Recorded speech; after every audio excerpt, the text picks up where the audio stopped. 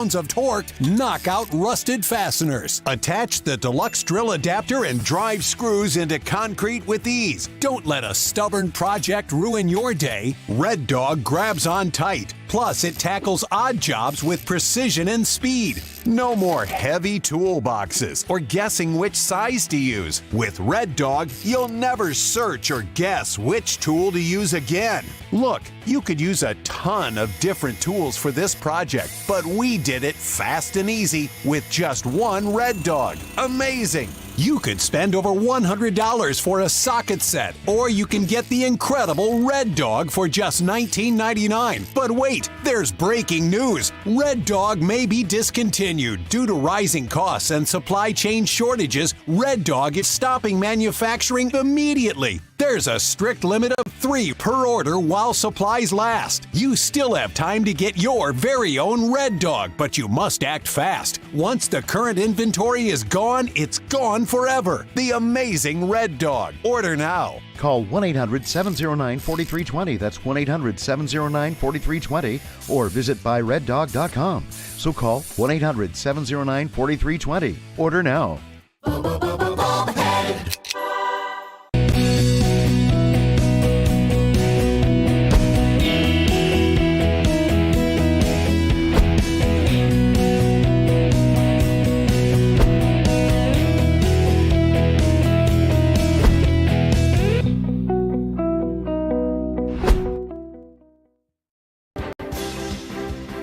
Ahead on American Sunrise Early Edition, we're beyond signing ceremonies, and now the Trump policies are going into effect.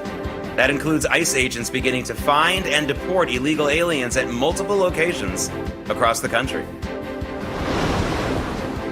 Pink slips are also going out across Washington. That includes the firing of the Coast Guard commandant. A number of other Biden appointees are also getting the boot, and many unfireable bureaucrats are getting reassigned. All DEI policy officials, for example, have been put on leave. Meanwhile, someone is trying to give a job, I would say a snow job, on Pete Hegseth, thanks to another last-minute accusation against him. But this time, that strategy doesn't seem like it's going to work. Here's something that is working. Wall Street. The first day of trading for Trump's second term is marked by a big rally for stocks and declines in oil prices and interest rates. And that was before the president announced a new massive AI investment here in America. Meanwhile, as people continue to suffer in Los Angeles from the fires and in North Carolina from the lingering flood effects, President Trump announces he will visit both devastated regions beginning on Friday. American Sunrise Early Edition begins now. Welcome to American Sunrise Early Edition, the show where faith, freedom, and the values that built this nation take center stage. Your good deeds and bad deeds, that's how we're going to judge you. Join host Jake Novak as he breaks down the stories that matter. We will be letting the public know regularly what we have found. American Sunrise Early Edition with your host, Jake Novak, starts now.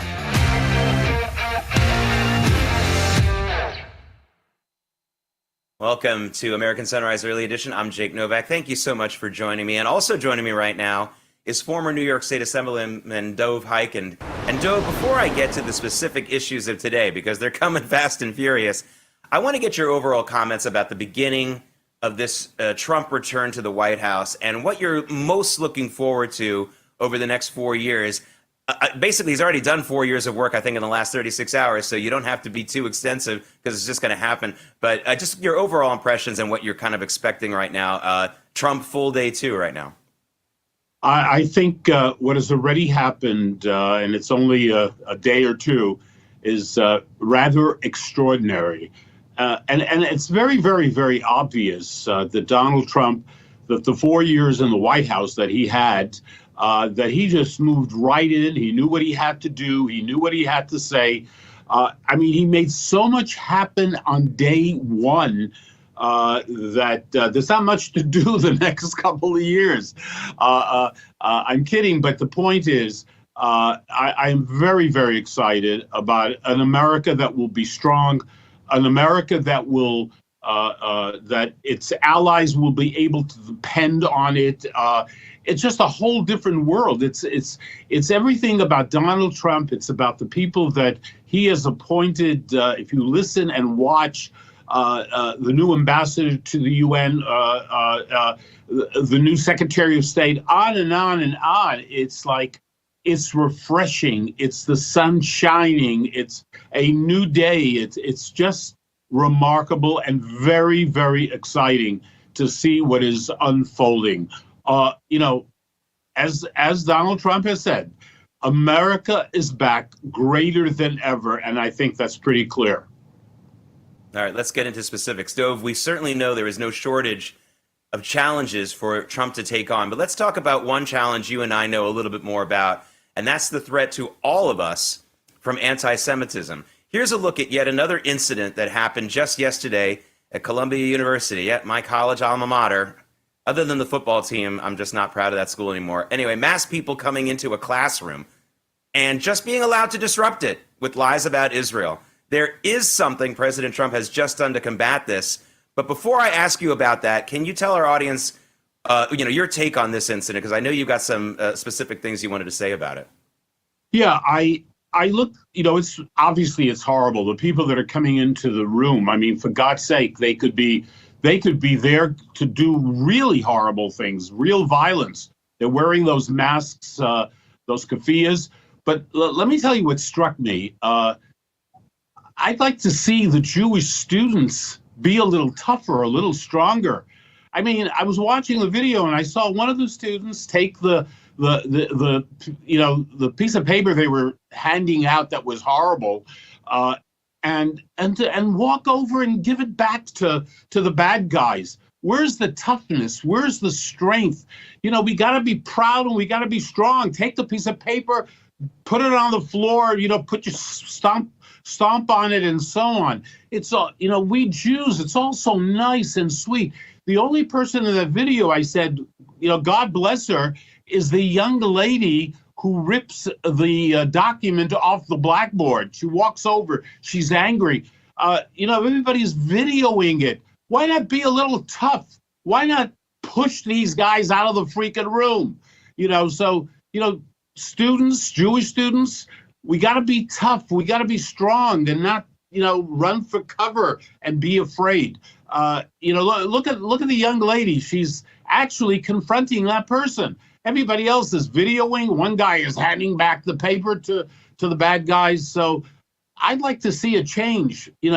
We can depend on government to deal with these radicals who are intimidating people, violating the rights of students, of Jewish students. But we need to be tougher and we need to be stronger. Jewish strength, the Jewish fist can work. Yeah, and you're allowed to shout at them. All right, now let's talk about the very related Trump response to this. One of the executive orders or directives President Trump has signed calls for deporting foreign students who protest for Hamas. Your thoughts about that measure, Dove? I mean, it makes all the sense in the world. I mean, if someone is supporting a terrorist organization as defined by the State Department, that person, who's here in this country as a guest, we get rid of them. We put them on the first plane out of here back to where they came from. It's a no-brainer, and it's so simple. And you know something? Once you do things like this, that will be a powerful message to so many others who think they can violate the rights of other people. It's not about freedom of speech. It's about violating the rights of other people. And these people are here as guests. They have no right to be here. They're guests. And if they can't be proper guests, you throw them the hell out of America. Yeah, we talk about this all the time. The answer to anti-Semitism and all bigotry is law and order. It's not that they came into a class to be anti-Semitic. It's that they came into a class to disrupt it. If those kids knew that they would be expelled or punished for sure just for disrupting a class, this would never happen. All right, there was another strong blow, you referred to it a second ago, against anti-Semitism coming from the Trump team yesterday, and that was the performance of UN Ambassador-designate Elise Stefanik. She is at her Senate confirmation yesterday. Here's just one highlight where she really denied that there's anything really good left in the UN. I really love this part. Check it out. Because if you look at the anti-Semitic rot within the United Nations, there are more resolutions targeting Israel than any other country, any other crisis combined. And we have significant national security councils, the anti-Semitism, whether it's UN women failing to condemn Hamas's terrorist attack and terrorist regime against innocent civilian women, using rape and targeting women, specifically taking them hostage. I am overjoyed that those 3 young women hostages were returned home. We need to stay committed to ensuring every hostage is brought home. I've met with many hostage families. This position, we need to be a voice of moral clarity on the UN Security Council and at the United Nations at large for the world to hear the importance of standing with Israel. Dov, I say the UN has actually never been a good institution. Ask anyone who remembers the Korean War or lost a loved one. But I'll go one further and say this. The UN isn't evil because of its anti-Semitism. Its anti-Semitism is because it's evil. Am I wrong? Yeah, look, you're right. And Stefanik, what a superstar. I mean, she hit a grand slam on every single level at the United Nations. It's common sense. We all know what the UN is all about. I mean, it's hatred towards the Jewish people, towards the state of Israel. Everybody is familiar with. They are preoccupied with blaming Israel for everything, trying to censor Israel, et cetera, et cetera. So how refreshing is it to have Stefanik speak so clearly, unequivocally? The truth is really powerful, isn't it? And that's what Stefanik was doing at the United Nations. By the way, I agree with you. If the United States pretty much left the UN, how would that affect anything in this world? Where has the UN really played a role in keeping the peace or making sure there's no war? I mean, tell me where, when, how, and so on and so forth. Just the opposite. Many of its like UNRWA and other parts of the United Nations actually are counterproductive. They are harmful. So if the United States were to leave the UN completely, we'd save a hell of a lot of money and nothing would really change. It would be a powerful, powerful message. We'll see what happens. Yeah, it's a serious question now. I remember 30 years ago when we first heard people talking about this with the UN. And it was a kind of almost a joke, even for people who are opponents of the UN. Yeah, we'll get rid of that building, and then we'll have some nice real estate in Midtown East on Manhattan overlooking the East River and all of that. But I don't think anyone was really serious about it. I really think now, if I were Elise Stefanik, I would go further as soon as she's confirmed and say, we're going to give this one more shot, UN. For the $24 billion that we shovel just to some of your programs alone every year here in the United States, we'll give this one more shot, one more session. And if I don't see this moving in a positive direction, we really are going to think about withdrawing. We really are, forget about think about it, we really are going to start the process of withdrawing from this institution that is a net negative for the world. Again, I use the Korean War as an example, Dove, because that was the early days of the UN, and it definitely played a role in how the United States conducted a war. 49,000 American troops died in the Korean War, and I'll be darned, and anyone can be darned, if they can explain what the heck how that war was fought and why we got out when we did. It makes no sense. All right, Dove, just 30 seconds. Any final thoughts? Anything else you would like to say about all that? I would say, Jake, that one of the things about the UN that I've always thought about is that it gives jobs to tens of thousands of people from over 100 nations. Jobs, well-paying jobs. That is it. There's nothing more about the United Nations. They have big buildings, big offices, big salaries, and guys who wear wonderful suits and ties. In terms of anything else, it's a waste of our money, a waste of our time. They're pathetic, period. Yeah. And by the way, that area around the UN, no good restaurants, because all those UN people have 1 million free cafeterias in that building. It is a food desert. I used to work around there. All right, Dov Hikind, thank you so much for joining us. Have a great rest of your week. Jake, thanks for having me. All the best. My pleasure. Coming up, why are some of the pardoned January 6 prisoners still in jail? We'll look at what's going on at that D.C. detention center. And some folks were very much affected by this video and the story of a migrant seeking refugee status who was reportedly turned away from a scheduled asylum meeting Monday because of the new Trump administration's rules. There was only one problem with that story. Can you guess what it was? American Sunrise Early Edition will be right back with an answer and more.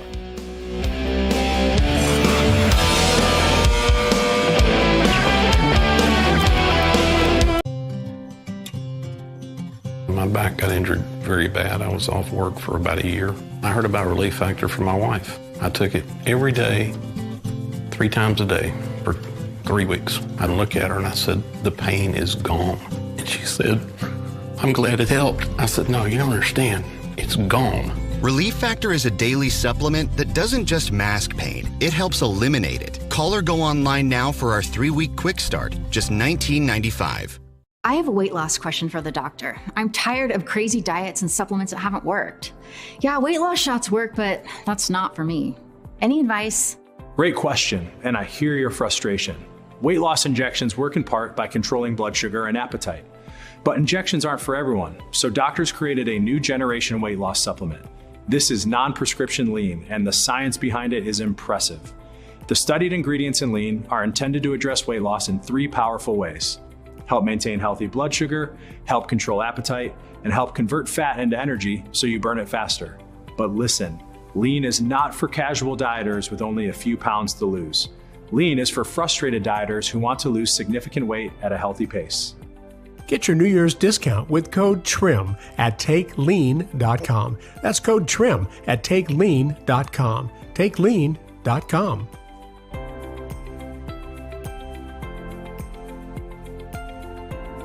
Did you know that thousands of authors across the country have written books and published them with Page Publishing?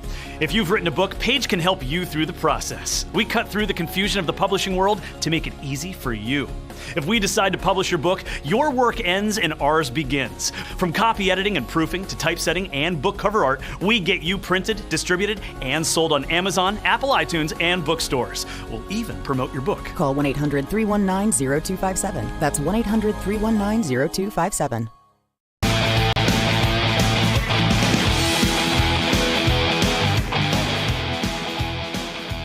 Super cold at the Capitol. D.C. is having a little bit of a moment right now. Shocked that Donald Trump's actually doing things. I think they thought it was just going to be lip service, but it's happening for real. All right, welcome back. Despite President Trump's pardons for about 1,600 January 6 protesters, the D.C. jail seems to be slow-walking many prisoner releases and may still be doing that right now. Our Ben Berquam spoke to some former J6 convicts and others outside the jail to get their reaction. Check it out. Any other police force would have had him removed instead of promoted and exonerated. So, we absolutely need an investigation into him. But of course, Biden pardoned him on the way out the door too. So, we're waiting in front of this jail because, as usual, D.C. has been torturing these men and women for the whole time they've been in there, and they continue the process. These men should have been out before midnight last night, and yet these jackboot thuggery people behind us just continue to prolong the process. We were out here till 1 o'clock in the morning last night. It was freezing, but we were doing it, with great glee, expecting to see our people come out. We do have a house here in D.C. that we call the Eagle's Nest, which is very much not an ode to Hitler, and we won that war, so we took the name back. And we were lucky enough to receive Stuart Rhodes and the Lego Man, and we have been housing some Jan 6 political prisoners as they get out, and we have been able to welcome them back to the community. But the guys behind us still waiting and still waiting and still waiting, because that's how DC does things, because they're used to doing whatever they want to do, and now that Trump's back in power, they're going to have to dance to a new tune to answer to some regulations and some a new sheriff in town. All right, we're going to keep you updated about this process and try to get to the bottom of it, whether this is just an administrative delay or something else. I am hearing about all kinds of objections from the bureaucrats at that jail. Still not everyone out, so we'll keep you updated on that. Of course, the mainstream news media and the Democrats are freaking out about these pardons. The Democrats even released a statement depicting all the J6 protesters as violent, conveniently leaving out the fact that a majority of them were bullied into taking plea deals that categorized them as such, and they had to take those deals out of fear that they'd get even harsher sentences if they didn't. Now that is sparking a backlash of another kind from critics who are noting that those same Democrats have issued no statement protesting the dozens of Joe Biden pardons issued over the past week that freed or cleared people who actually killed police officers and FBI agents. One of the loudest critics, by the way, is Virginia Governor Glenn Youngkin, who remains outraged over Biden's pardon for a cop killer from his own state. No discussion from the Democrats about that. Even though Biden's on the way out, that's okay. But J6 protesters getting pardoned, that's a national emergency to these people. All right. Another day, another lie exposed in almost real time, thanks to an open social media platform. It turns out that the Washington Post story about a migrant seeking asylum who was brought to tears Monday when she learned her asylum consultation meeting was canceled, presumably because of mean old President Trump. Yeah, that story wasn't true. Because as any child of 5 could have told you, U.S. government offices are closed on Martin Luther King Day. Duh. There was no scheduled appointment that day. But that video of the crying migrant went viral anyway. Compassion is one thing. Being taken for a fool is another. I want to talk a little bit about this just for a second. Now, let's say the story was true. It wasn't, but let's say it were true. There are always going to be some people who are losers in a process and a new policy for the greater good. Here's an analogy. Let's say one day, God willing, we cure all kidney disease in America. Should we show video of the janitor at the dialysis center who's crying over the lost job? Well, I do feel sorry for him, but should we not cure cancer, cure kidney disease? Makes no sense. All right, folks, that's really a good way to understand it. Coming up, the markets give a big thumbs up to President Trump's new policies, but it was something he didn't do yet that really sparked yesterday's rally. I'll explain. And this just in. If you want to revive a dying brand, bring back the products people like to buy. Chrysler Jeep parent Stellantis is doing just that, starting with the good old gas-powered Dodge Charger. Remember this baby? American Sunrise Early Edition is coming right back.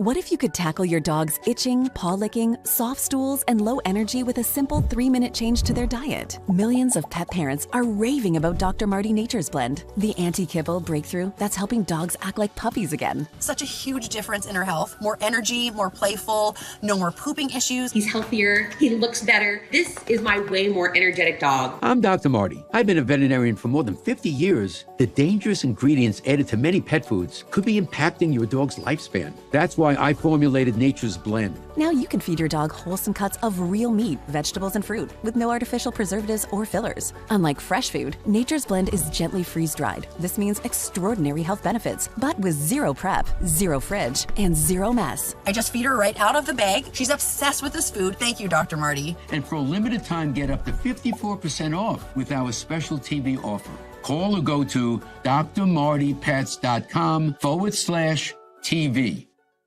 Who wants to drag out a bulky vacuum? Introducing Horsepower Duck, a super compact vac with ultra powerful suction. Clean up that mess in the kitchen, the spill on the sofa, even sawdust in the workshop. Just duck it up. The compact design can reach the tightest places, so store it in any drawer where it's always at your fingertips. You can even store it in your glove box for the ultimate car vac. The HEPA filter helps remove dust and allergens. Plus, it dumps out with ease, so it's ready to clean again. Get the Horsepower Duck handbag for just $39.99. Order right now and we'll upgrade you to the Duck Pro package, a $30 value, yours free. You get the bendable tube, the crevice nozzle, and the soft brush nozzle, but supplies are limited, so there's a strict limit of 3 ducks per order. This may be your last chance to get yours at this low price, so don't delay. Duck it up today. Call 1-800-693-3440 or visit duckback.com. So call 1-800-693-3440 or visit duckback.com now.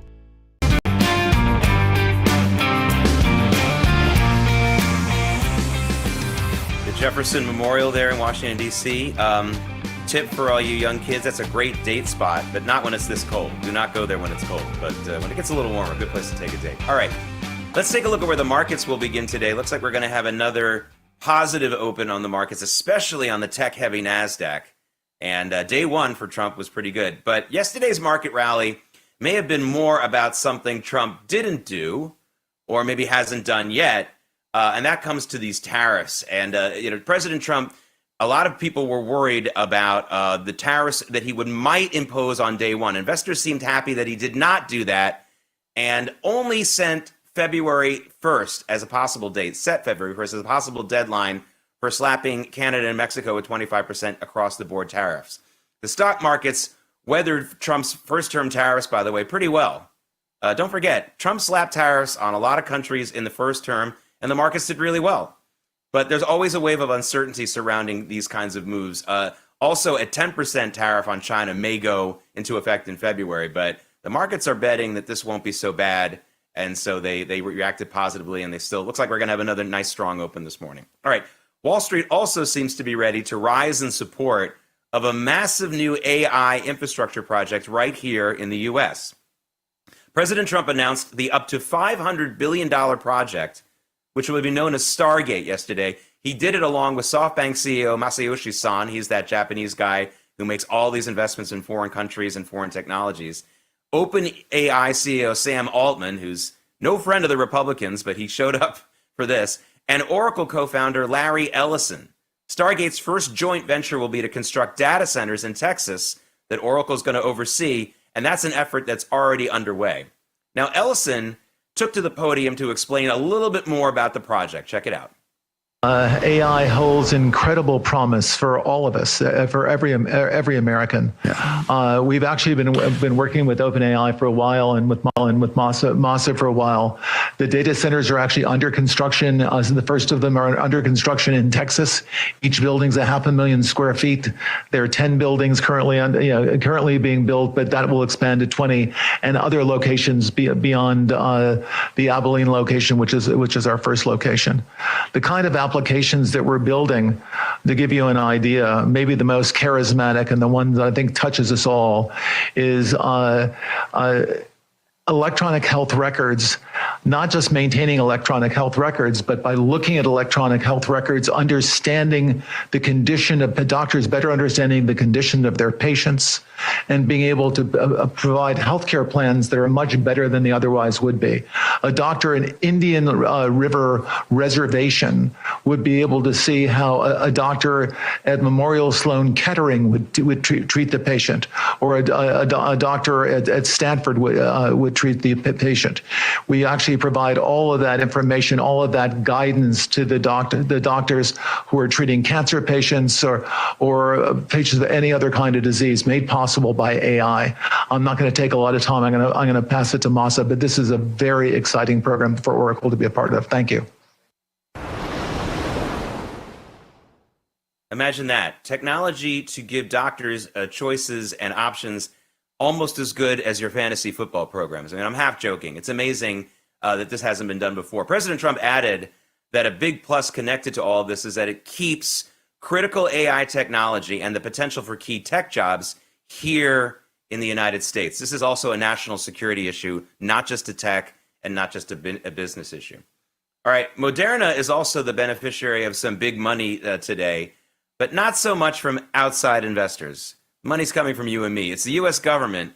In one of the Biden administration's last moves, it is granting Moderna $590 million to advance the development of its bird flu vaccine. That's in addition to $176 million it received from the Biden team last July for the same product. Moderna shares jumped 5% higher in yesterday's trading on the news. This is a bird flu epidemic that a lot of people are worried about. Of course, a lot of people don't have a lot of confidence in the Modernas and the Pfizers of the world after what happened with the COVID vaccine. But there you go. It's getting almost $1 billion in last-minute money from the Biden administration when you count July and what happened at the end of last week.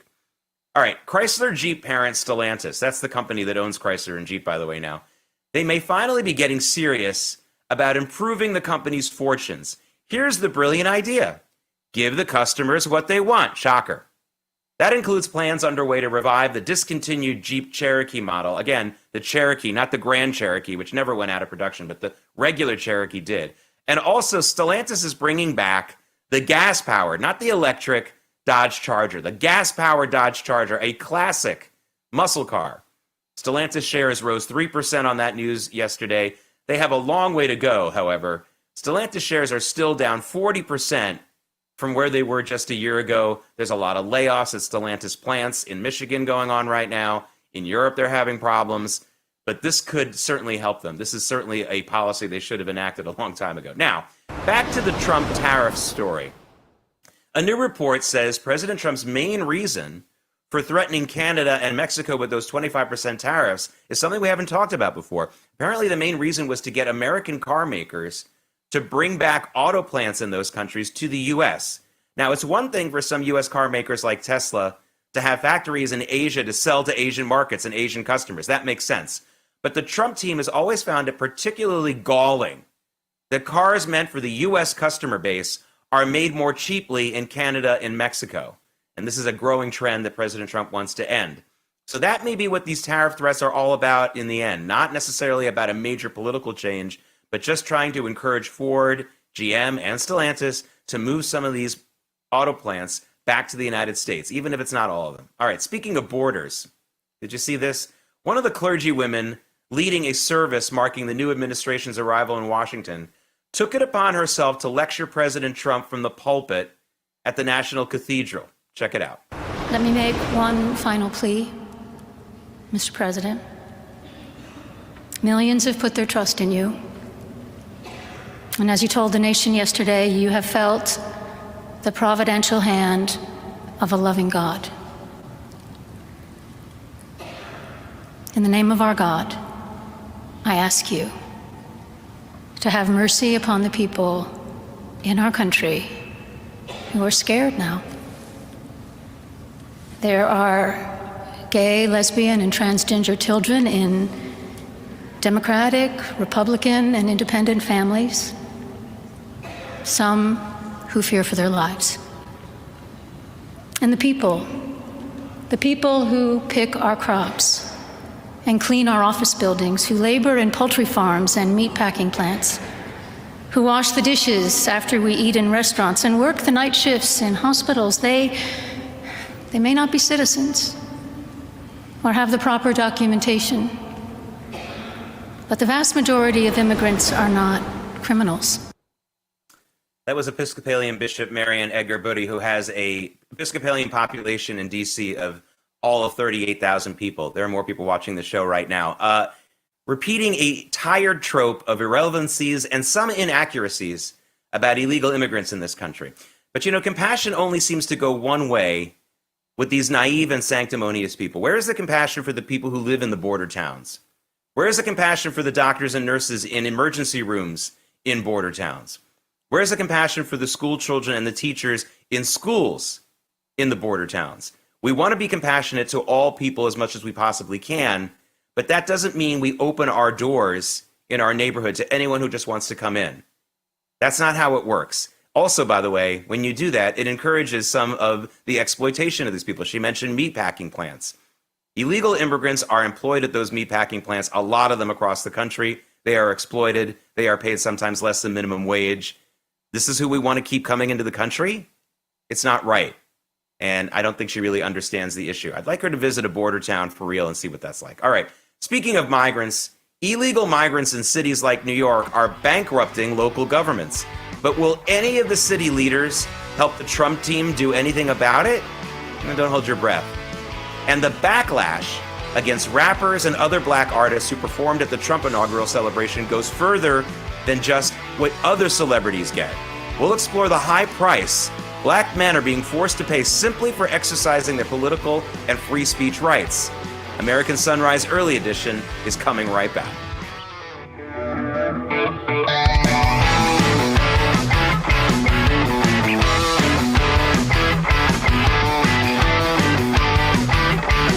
This is our last chance to help save thousands of Holocaust survivors who are suffering in the former Soviet Union today.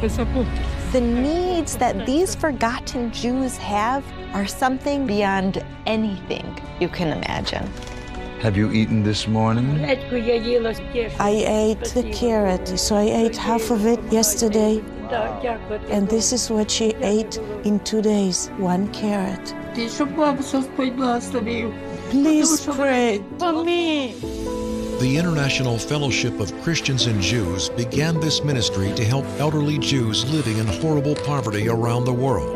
We urgently need your gift of $25 now to help provide one survival food box with all of the foods they critically need for their diet for 1 month.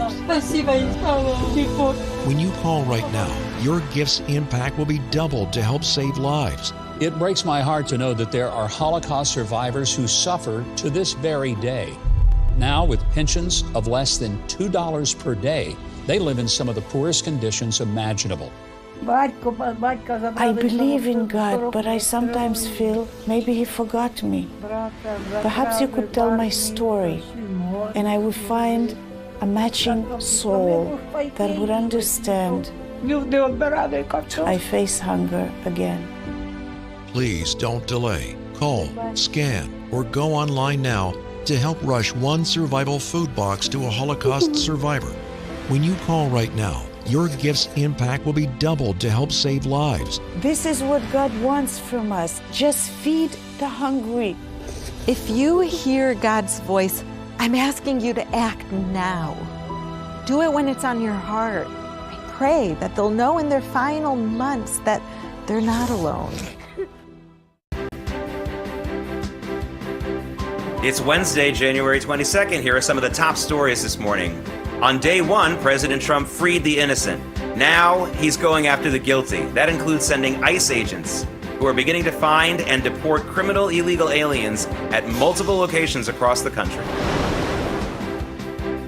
Call it the Hegseth Hail Mary.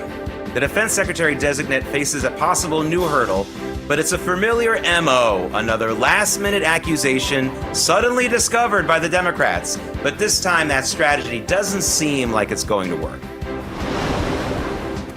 But here's something that is new. Pink slips are going out across Washington.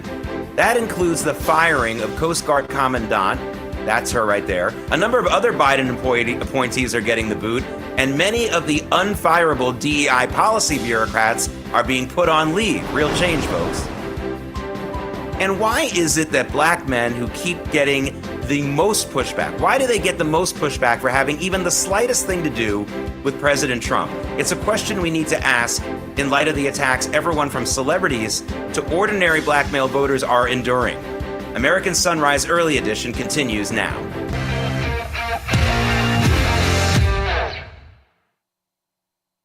Welcome to American Sunrise Early Edition. I'm Jake Novak. Thank you so much for joining us here for the second half hour of the show. And joining me now is Republican strategist Vanessa Simon. Vanessa, let's start with reports that actual deportations are now underway. Now, we know the Democrat news media is freaking out about this, but do you think the American people will really object in significant numbers to this? I think this is a popular policy. Maybe I'm crazy. How about you?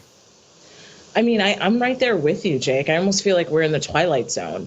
Why wouldn't we want to comb through immigrants coming in, making sure that we're getting rid of anyone that has a criminal background, may cause us harm?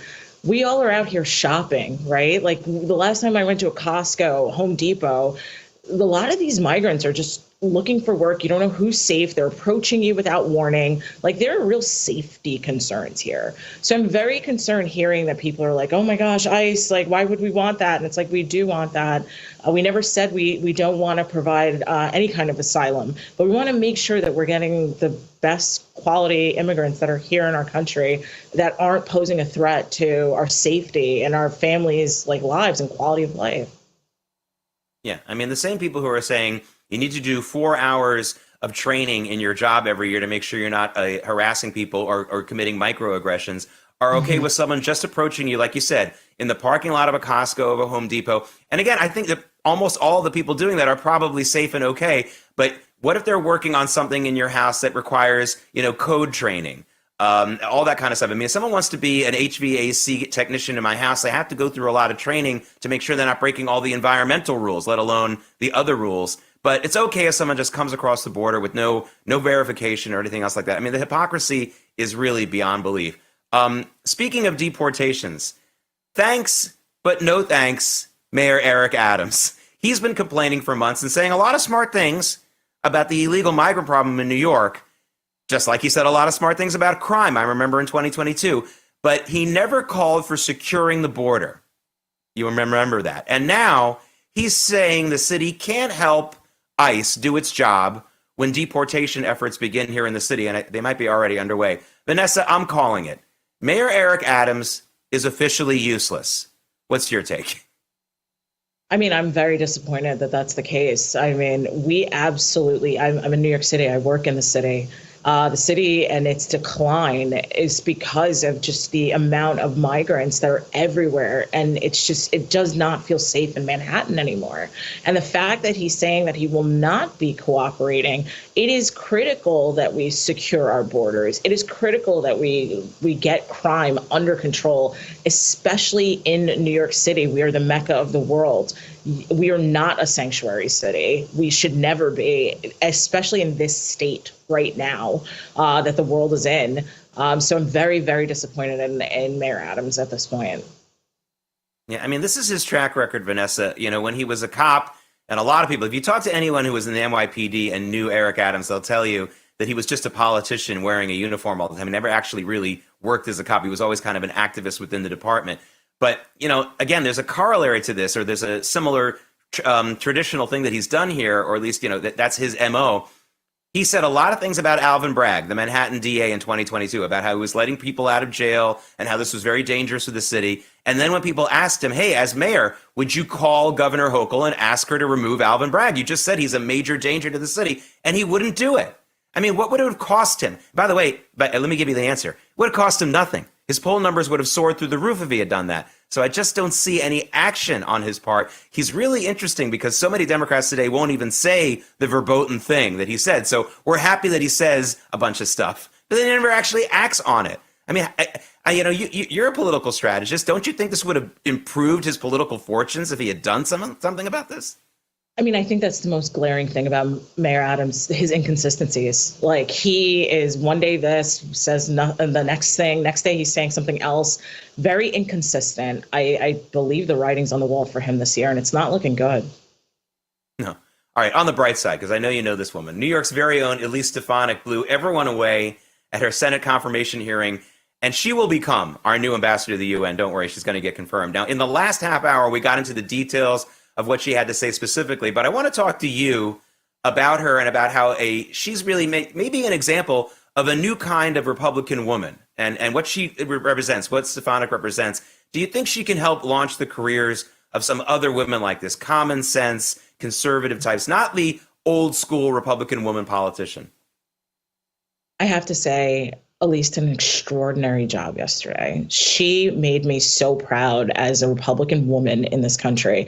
Common sense, clear message, highlighting what's important, and just poised. And I think that, like you shared, it's giving win to, like, we're not a monolith as Republican women. And she's leading that and did an extraordinary job yesterday.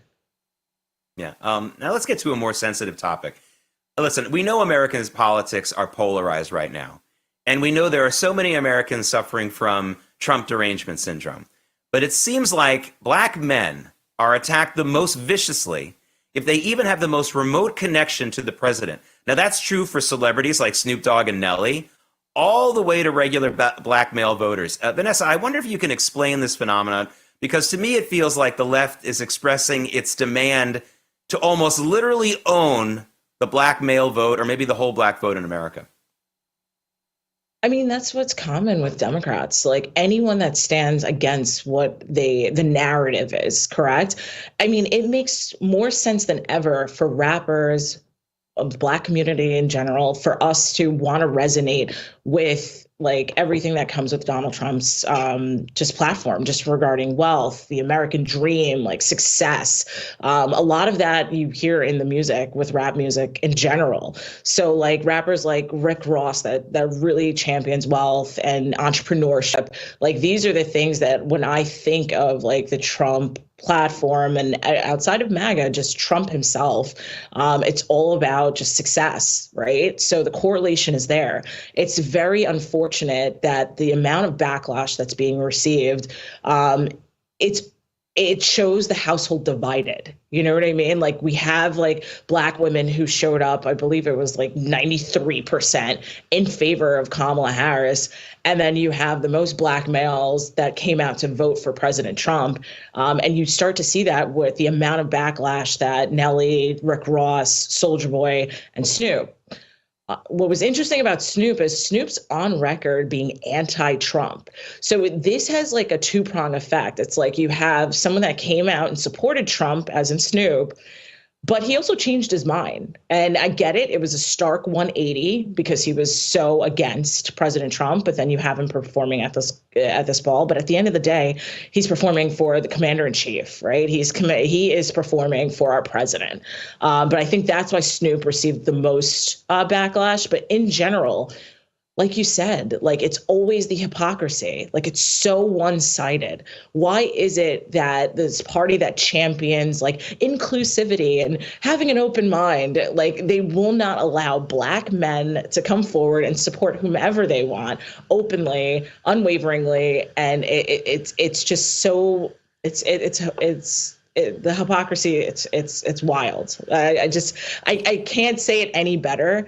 And it's very disappointing, right? It's either you're a Democrat as someone of color or you're like the Antichrist. And that's not cool. You know, yeah, listen, this is more than just wishful thinking. I know this isn't going to happen, but by all rights, when you take a look at the results of this last election, this should be the end of identity politics in America because so many people crossed these lines that we're supposed to stay inside of. Latino voters, you mentioned Black male voters. It doesn't work. Not because there isn't an argument to be made about certain communities wanting to have a bigger voice, but because this kind of stuff doesn't work. Everyone just wants a better and freer America. And I know you know this story, Vanessa, the famous story about Michael Jordan when he was asked to support a very left-wing candidate for the North Carolina Senate race back in the 1980s. And his response, I think, has been unfairly interpreted. His response was, well, Republicans buy my shoes too, buy sneakers too. And I think people think like, oh, he just cared about the money. Actually, I think what Michael Jordan was saying was, Republicans are people too. They have a right to look at me and look at my product and not have to think about politics all the time. And that's what I think Snoop Dogg deserves. That's what everyone else, if you just want, again, they're performing for the people, not for a political party. Absolutely. I wholeheartedly agree. And that was what was represented. Just unfortunate that it's creating such a division. Nelly had to literally come out and put out a statement. Same, Soulja Boy. They were just like, hey, we just wanted to celebrate America. Like he won. President Trump is in office. So let's forge this path forward. Yeah, you know, Vanessa, another saying that I say all the time, there is no such thing as a non-religious person. You can either be Christian, Jewish, Muslim, one of the other religions, or you will choose another religion. For so many people, politics, in this case, leftism, is a religion. And so they're looking at people who go to an inauguration event as people who have committed an act of heresy. That's how they're acting. If anyone who knows anything about religious history knows what I'm talking about. No such thing as a non-religious person in America or anywhere else. Just let me talk to you for a few minutes and I'll find out what your religion is. It's usually, if it isn't Christianity, Judaism, or Islam, it's probably narcissism, or maybe you follow the New York Jets, and that's a loser religion, by the way. I'm a part of it. Sorry about that. All right, Vanessa Simon, thank you so much for joining us, and I can't wait to have you back on the show. Thank you for having me. Thanks, Jake.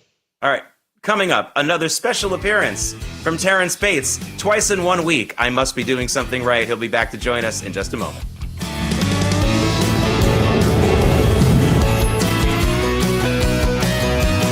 I have a weight loss question for the doctor. I'm tired of crazy diets and supplements that haven't worked. Yeah, weight loss shots work, but that's not for me. Any advice? Great question, and I hear your frustration. Weight loss injections work in part by controlling blood sugar and appetite. But injections aren't for everyone, so doctors created a new generation weight loss supplement. This is non-prescription lean, and the science behind it is impressive. The studied ingredients in lean are intended to address weight loss in 3 powerful ways: help maintain healthy blood sugar, help control appetite, and help convert fat into energy so you burn it faster. But listen, lean is not for casual dieters with only a few pounds to lose. Lean is for frustrated dieters who want to lose significant weight at a healthy pace. Get your New Year's discount with code TRIM at takelean.com. That's code TRIM at takelean.com. Takelean.com.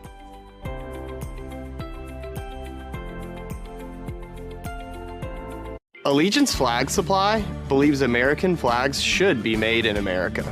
Our symbol of freedom made outside our borders, that did not sit right. Join us in our mission to keep the American flag truly American. Don't settle for flags made elsewhere. Every flag is proudly crafted in the USA with superior materials. Visit showallegiance.com to order your high-quality, made-in-America flag today. That's showallegiance.com. Oh no, you hate coming home to a dark house. You need the Bell & Howell Bionic Spotlight. The instant the motion sensor detects movement, Bionic Spotlight triggers 8 high-intensity LED lights that shower the entire area with light and then shuts off 30 seconds after it stops. Get the motion-activated Bionic Spotlight for just $19.95 with free shipping. If you order right now, you can double the offer and just pay a separate fee. 2 Bionic Spotlights backed by our 5-year warranty for one low-value price. And the shipping is free. Here's how to order.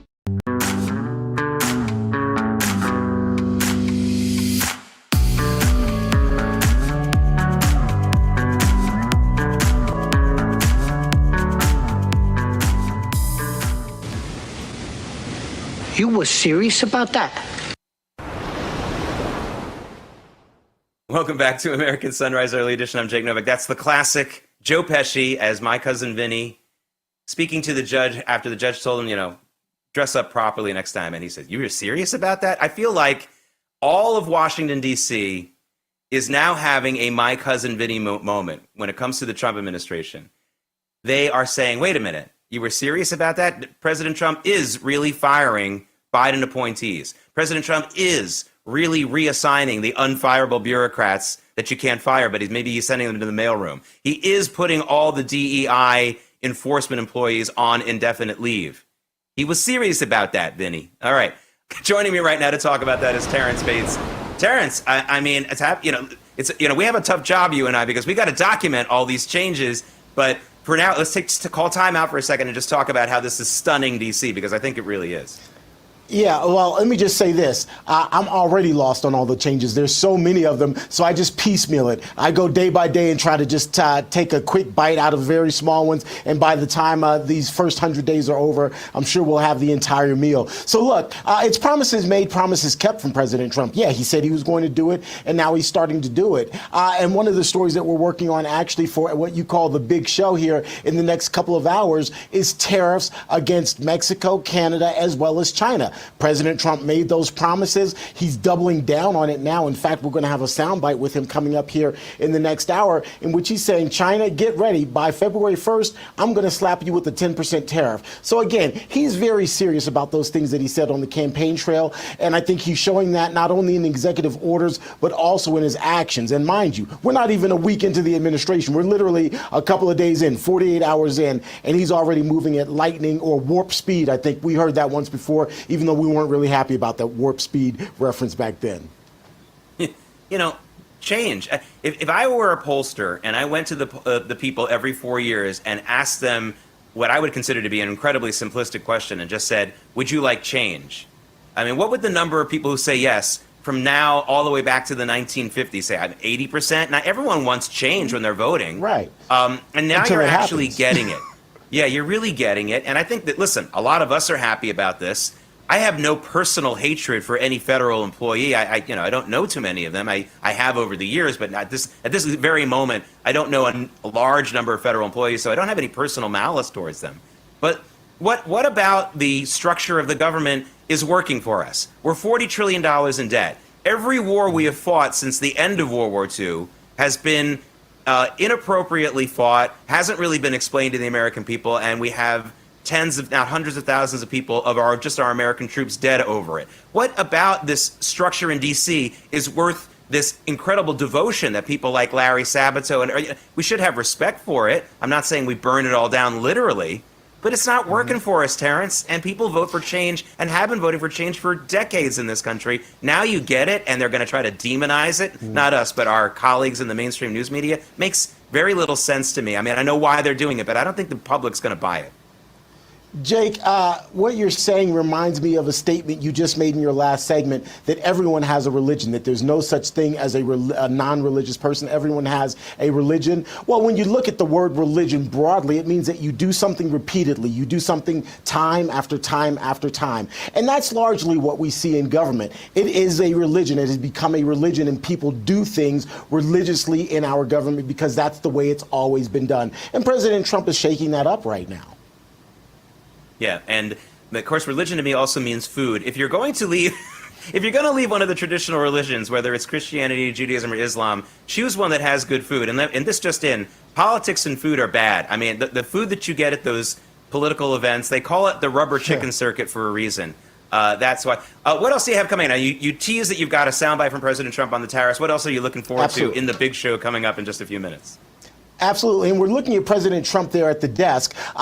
Obviously, a letter was left, and it's tradition, religion, if you will, that presidents leave a letter for the person coming after them. And we're going to talk about that for their successor. We're going to talk about the letter that President Biden left President Trump. We're working to find out what's in it. We might have some ideas, and we'll be sharing that for you next here on The Big Show. That's what Jake calls it. Dr. Gina, David, and I, we're going to have a good time and talk about those things and so much more. Looking forward to it.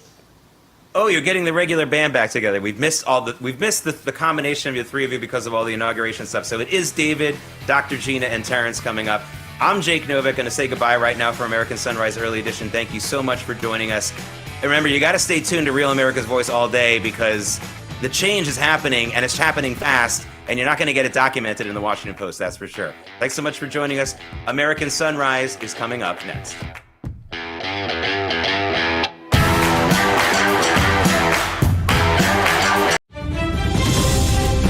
Good morning, it's Dr. G. Yesterday's American Sunrise had the coverage you can't afford to miss. Don't worry, though. You can catch up right now and join us today at 8 a.m. for the latest updates, interviews, and more. American Sunrise, start your day right. Oh, man, a new day in America unfolding in D.C. yesterday as at high noon, President Donald J. Trump is officially sworn into office. Joe pardons his entire family, saying the Bidens have been subjected to political... oh, my gosh. This is unbelievable. Really a disgrace. Disgrace is probably a nice way of putting it. And I've said this, and I will continue to say it. These preemptive pardons, in my mind, are indictments. I think they were all involved. He's now cementing himself as the worst president in United States history, so good for him. President Trump signed 42 executive orders, 115 personnel actions. Men are not going to be allowed in women's bathrooms or in women's sports or in women's prisons. And free speech is going to be protected in the federal government for the first time in many years. Well, he did it in front of the fans. He did it in front of his supporters. 20,000 people there at Capital One Arena.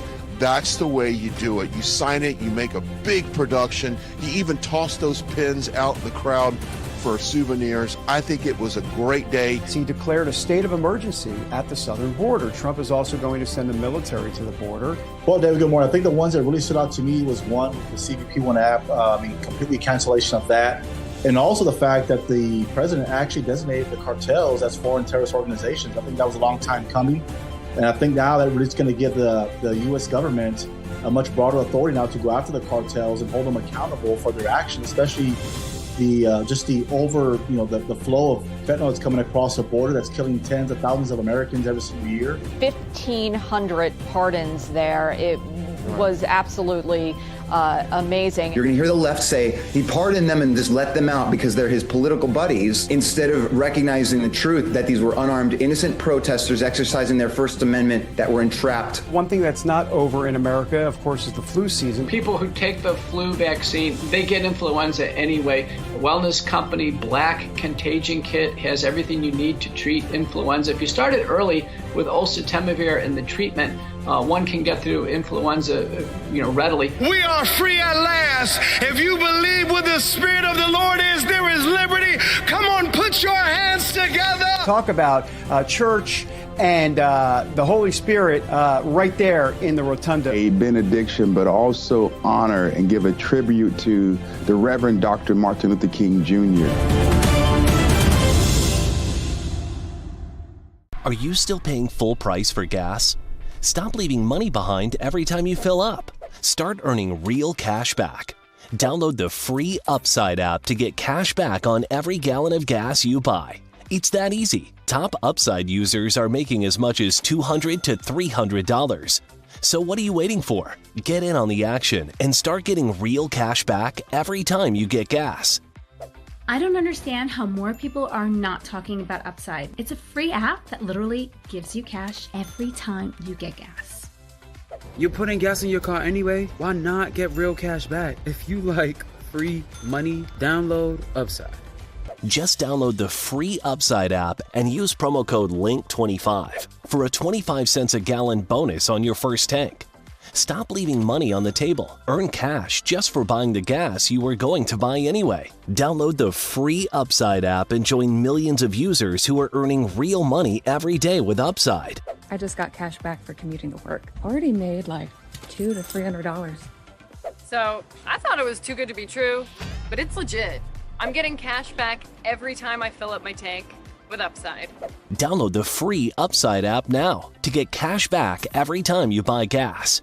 Use promo code LINK25 for a 25 cent per gallon bonus on your first tank. If you drive, you need Upside. Earn cash back on every gallon of gas you buy. Plus, you can cash out anytime. So whether you're driving around town a couple times a week or hundreds of miles every day, Upside is for you. Don't wait. Some Upside users are making as much as $200 to $300. So don't wait. Use promo code LINK25 for an extra 25 cent a gallon bonus on your first tank. That's promo code LINK25 for a 25 cent a gallon bonus.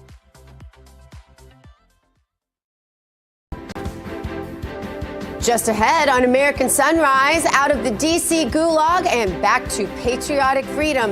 Imprisoned J6ers get released after President Donald Trump's pardons in a monumental moment in American history.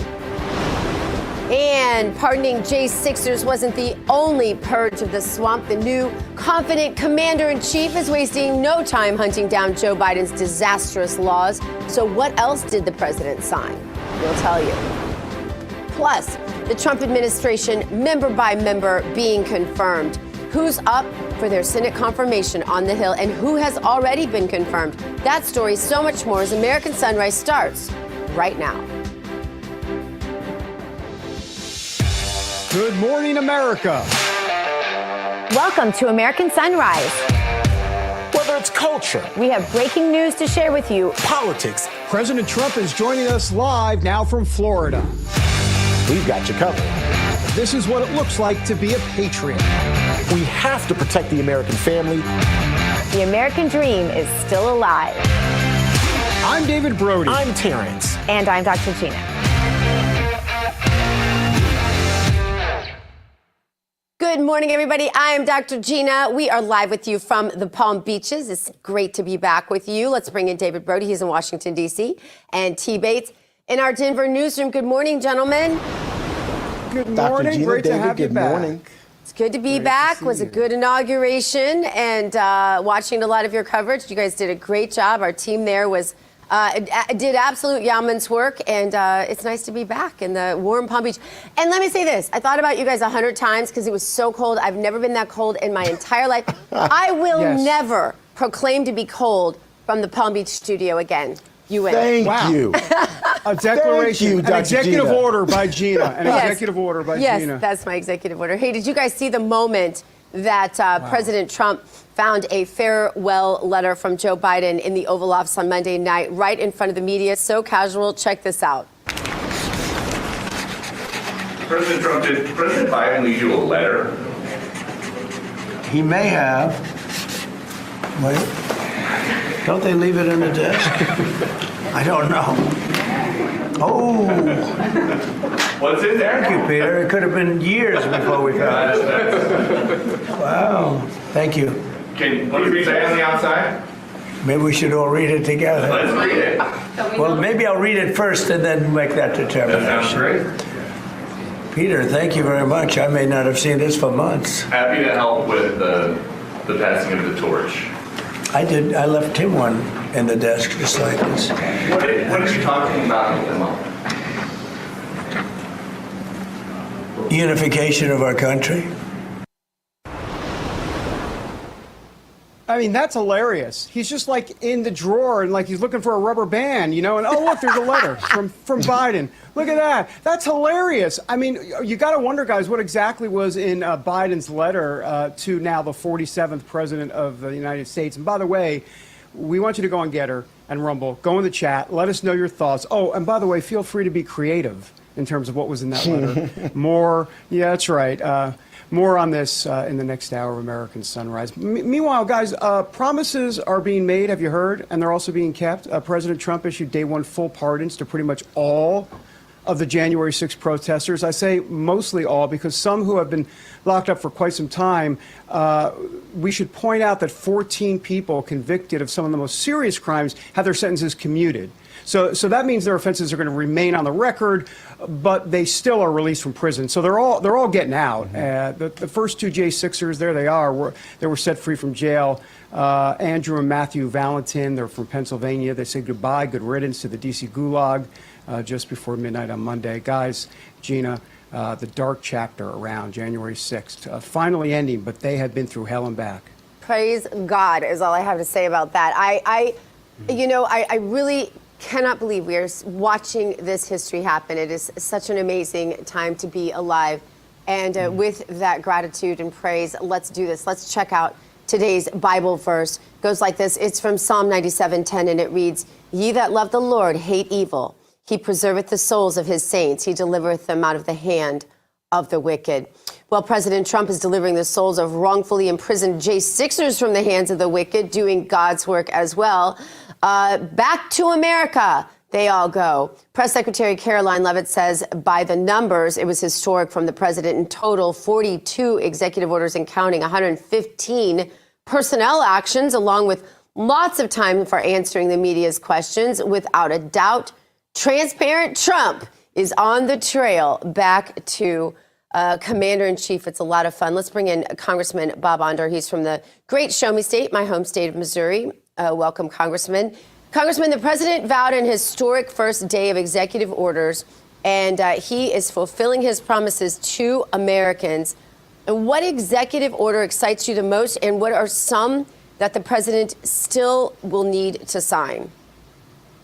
Well, thank you for having me, Gina.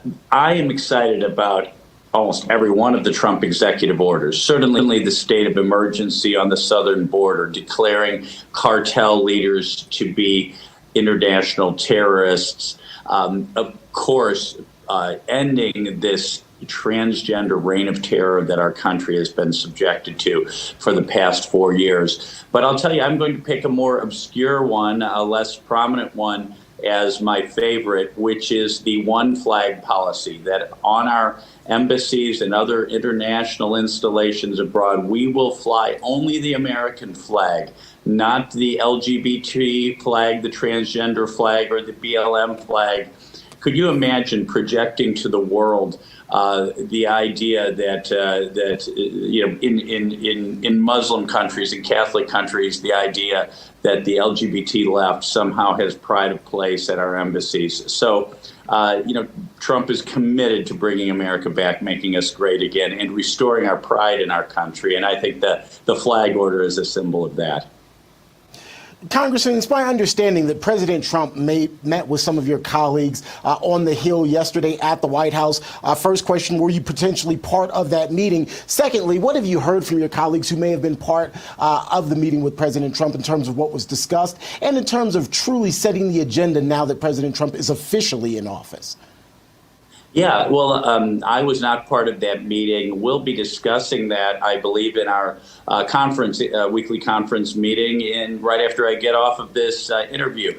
But I imagine a big part of that will be the president's plan to take America back, to renew the Trump tax cuts, so that to restore sane energy policy, because Americans are hurting economically, and at the same time to secure the border through the one big, beautiful reconciliation bill that President Trump has been talking about. I think that's the major policy that they'll be talking about, or that they probably talked about yesterday. But I'll be briefed on that shortly.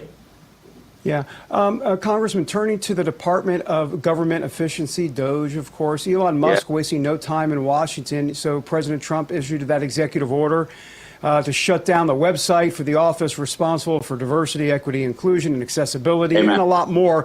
And then Musk wrote, "It begins progress." Plus, by the way, we should note, today, 5 p.m. Eastern, all federal DEI hires will be clearing out their desks because they're being put on administrative leave. That's of close of business today. It is a new dawn, a new day in America. Your reaction to that move? Absolutely. Well, first of all, I am a proud member of the DOGE caucus in the U.S. House of Representatives. I think that is absolutely clear. I think it was appropriate that Donald Trump was inaugurated the 47th president of the United States on the anniversary, on Martin Luther King Day, who had a dream that his 4 young children would be judged not by the color of their skin, but by the quality of their character. And I believe that Donald Trump, in eliminating these, really racist, discriminatory DEI policies, is living up to that spirit of inclusion and unity that Dr. King embodied. So I couldn't be more pleased about that. Congressman, I want to talk a little healthcare with you because, of course, I know you well as a doctor and from Missouri. And, I remember you and my husband being on opposite sides of the healthcare freedom issue. And now we see appointees like Kennedy, like RFK, coming in and saying, hey, it's a new day. We're going to oppose Big Pharma. We're going to oppose the AMA. We're going to oppose the APA. And we're going to go head to head to make Americans healthier. Have you had a change of heart on the medical establishment, Rockefeller-style medicine? And if so, what do you predict for RFK as he goes through this confirmation process, knowing full well how much money is behind the opposition to RFK? Oh, Gina, I think a lot of us in the healthcare business, I'm a medical doctor, practiced for over 30 years, are rethinking a lot because, back in the day, we're talking in 2006, 2007, when Senator Loudon and I were in the legislature together, by and large, I thought the pediatric vaccines that were in place at the time were safe and effective. We thought that they had adequate review by the CDC and the FDA. But, Gina, I am rethinking all of that. And I think certainly we see that since I was a kid to today, the number of vaccines administered to our children has gone up dramatically. And at the same time, we see a dramatic increase in autism. And I think I think Robert Kennedy, although we may not agree on everything, I think asking the questions and not trusting big pharma, I think we saw that unquestioning trust in the medical establishment and big pharma can serve us very poorly. And I think the COVID reign of terror showed that to us more than anything.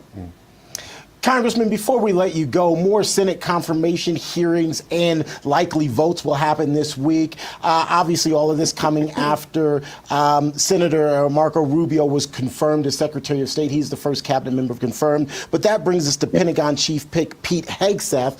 New allegations have been surfaced against him, according to an affidavit by senators. Hegseth's former sister-in-law apparently claims that he abused his second ex-wife. We're expecting a full vote vote by week's end on Pete Hegseth.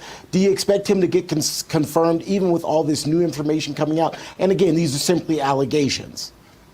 Yeah, these are allegations. Look, we saw this with Clarence Thomas. We saw this with Brett Kavanaugh. And of course, we saw this with President Trump, that these allegations, all of a sudden, people, seem to make things up, charges that we've never heard of before at the 11th hour as someone is on the eve of confirmation, or in the case of President Trump, to try to prevent his election to the presidency. Look, everyone deserves to be heard and come forward if they have relevant information. But at this point, I believe that Pete Hegseth is the right person for the job, and I believe that the U.S. Senate will confirm him. Congressman, thank you so much for being with us. Thank you so much. Coming up, please check out the hottest headlines from the RAV newsroom with the one and only T-Bates. And later, let them come home. Hamas intends to release 4 more female Israeli hostages after releasing these 3 last weekend. But there is a lot of time between now and Saturday. The American Sunrise is back in minutes.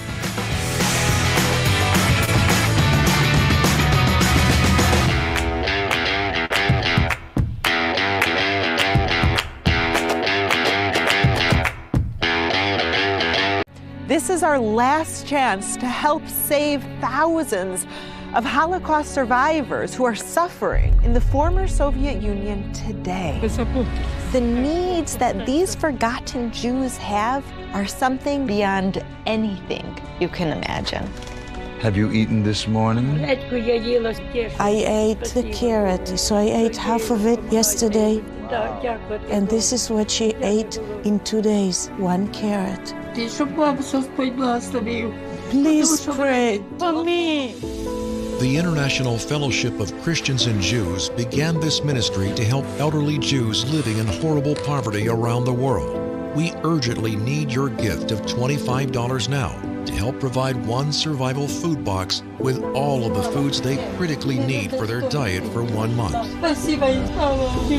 When you call right now, your gift's impact will be doubled to help save lives. I have a tremendous love for Israel and the Jewish people.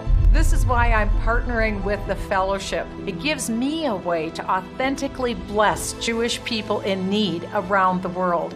I believe in God, but I sometimes feel maybe He forgot me.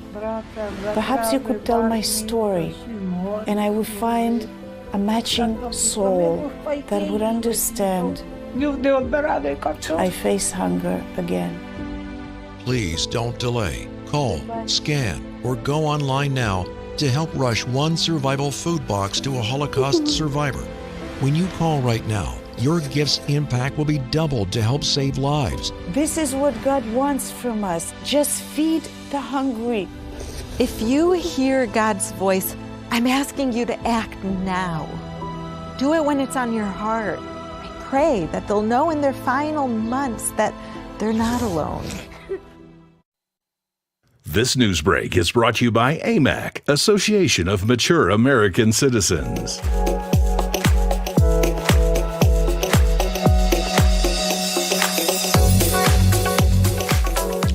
Washington, D.C. live. Now every time I see Washington, D.C. and cold, I think of Brian Glenn. He's somewhere. He's got to be somewhere in that aerial shot. I don't know. Hello, Brian. Thanks for watching American Sunrise. Welcome back, everybody, to the big show. I'm David Brody. Coming up, Border Patrol agent killed in Vermont, the northern border, protecting it, just as dangerous as can be. We're going to discuss that in moments and the details within. First, though, T-Bates standing by with the latest headlines from the Real America's Voice newsroom, sponsored by AMAC.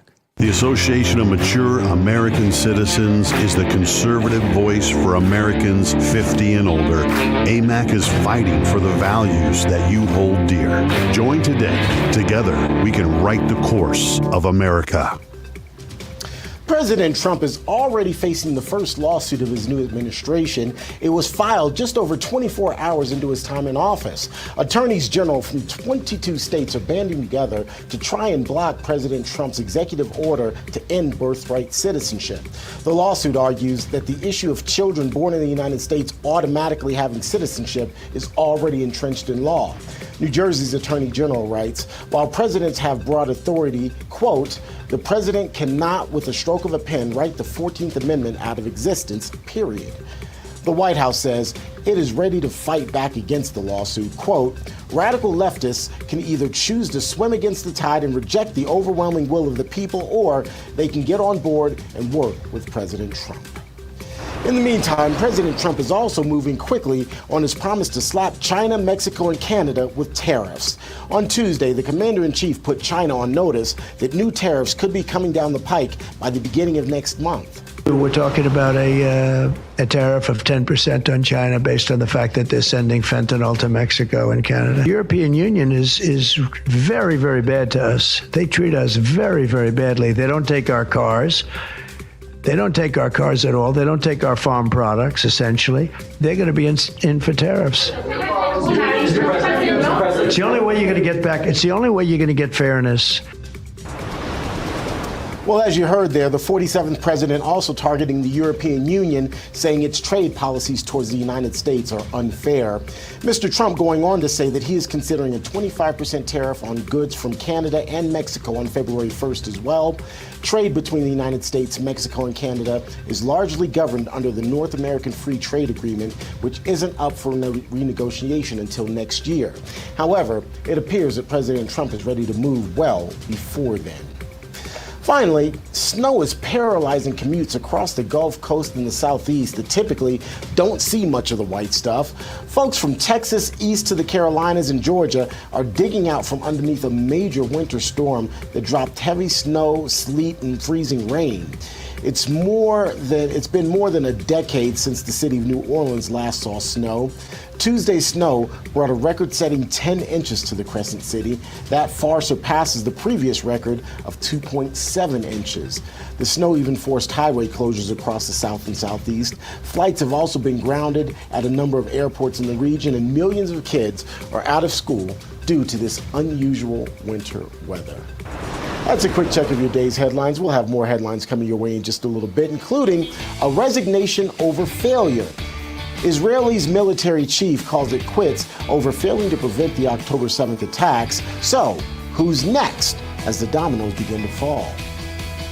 We're also following a story including the feeling of winter blues and not the MAGA motivation. We've got some tips from the health experts on how to feel as jolly as President Trump cutting a cake with a sword and even dancing. First, though, a quick look at this day in history.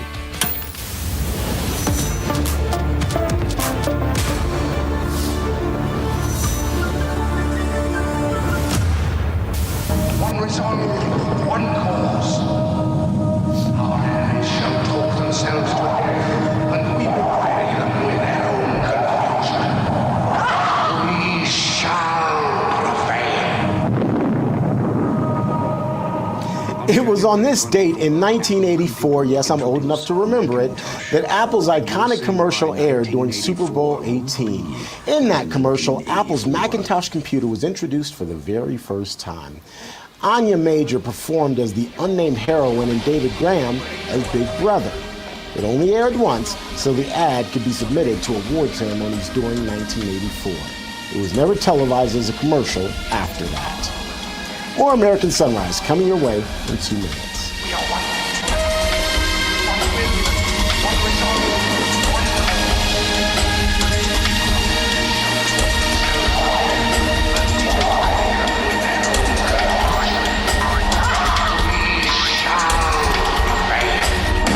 Hello, this is Mike Huckabee. President Trump said he wants to take back the White House and teach our kids to love our country. That's why my team created a Kids Guide to President Trump. It'll teach your kids all about President Trump's accomplishments and his vision for America. And And right now, I want to give it to you for free as part of this free gift bundle. Order your free kids guide to President Trump, get a free bonus guide, and a free membership to AMAC featuring dozens of money-saving benefits at kidsneedtrump.com. That's kidsneedtrump.com. Wow is on sale now at Cabinets to Go. It's our buy one, get one free sale. Get your dream kitchen for as low as just $155 per month. Hurry, this buy one, get one free sale ends soon. Cabinets to Go. Wow for less. What if you could tackle your dog's itching, soft stools, and low energy? Millions of pet parents are raving about Dr. Marty Nature's Blend. Such a huge difference in her health. More energy, more playful, no more pooping issues. I'm Dr. Marty. I've been a veterinarian for more than 50 years. The dangerous ingredients added to many pet foods could be impacting your dog's lifespan. That's why I formulated Nature's Blend. Now you can feed your dog wholesome cuts of real meat, vegetables, and fruit with no artificial preservatives or fillers. Try Dr. Marty risk-free. Go to drmartypets.com/TV. Sometimes business travel takes you to London, Paris, New York, Rome, Beijing, or Hawaii. And sometimes to Palawan, Mimaropa. Here at Book a Limo, we think globally. We think business, your business. It doesn't matter where you go. No place is too far. We're there for you. What's your destination? Book a limo. Any car, anywhere.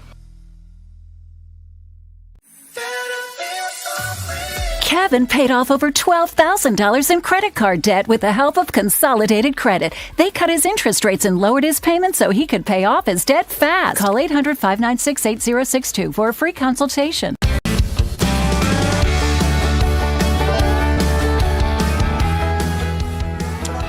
The deep state, Donald Trump settling or trying to dismantle it. Did I say Donald Trump? Let me rephrase that. President Donald John Trump. Welcome back, everybody, to American Sunrise. I'm David Brody. Happy Hump Day, America. So we have new details this morning in the tragic killing of a Border Patrol agent near our northern border. It happened in Vermont. FBI agents named the agent as 44-year-old David Malland.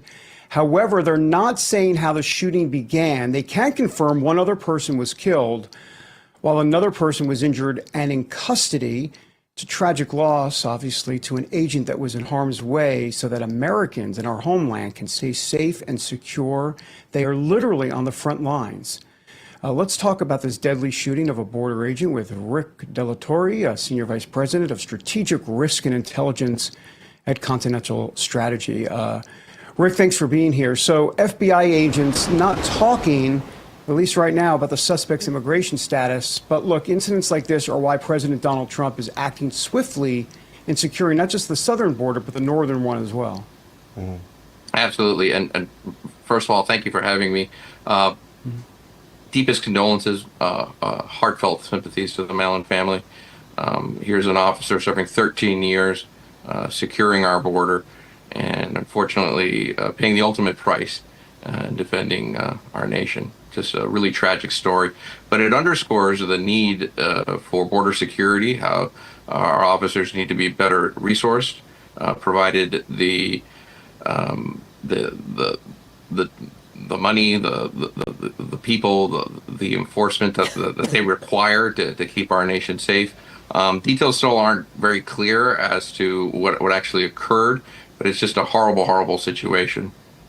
Speaking of our illegal immigration crisis, some 200 illegals apparently not leaving a Mexico checkpoint until they are seen after the CBP One immigration app got shut down. The Biden administration used this app to allow about 900,000 migrants to flow into the country during the last 2 years of President Joe Biden's term.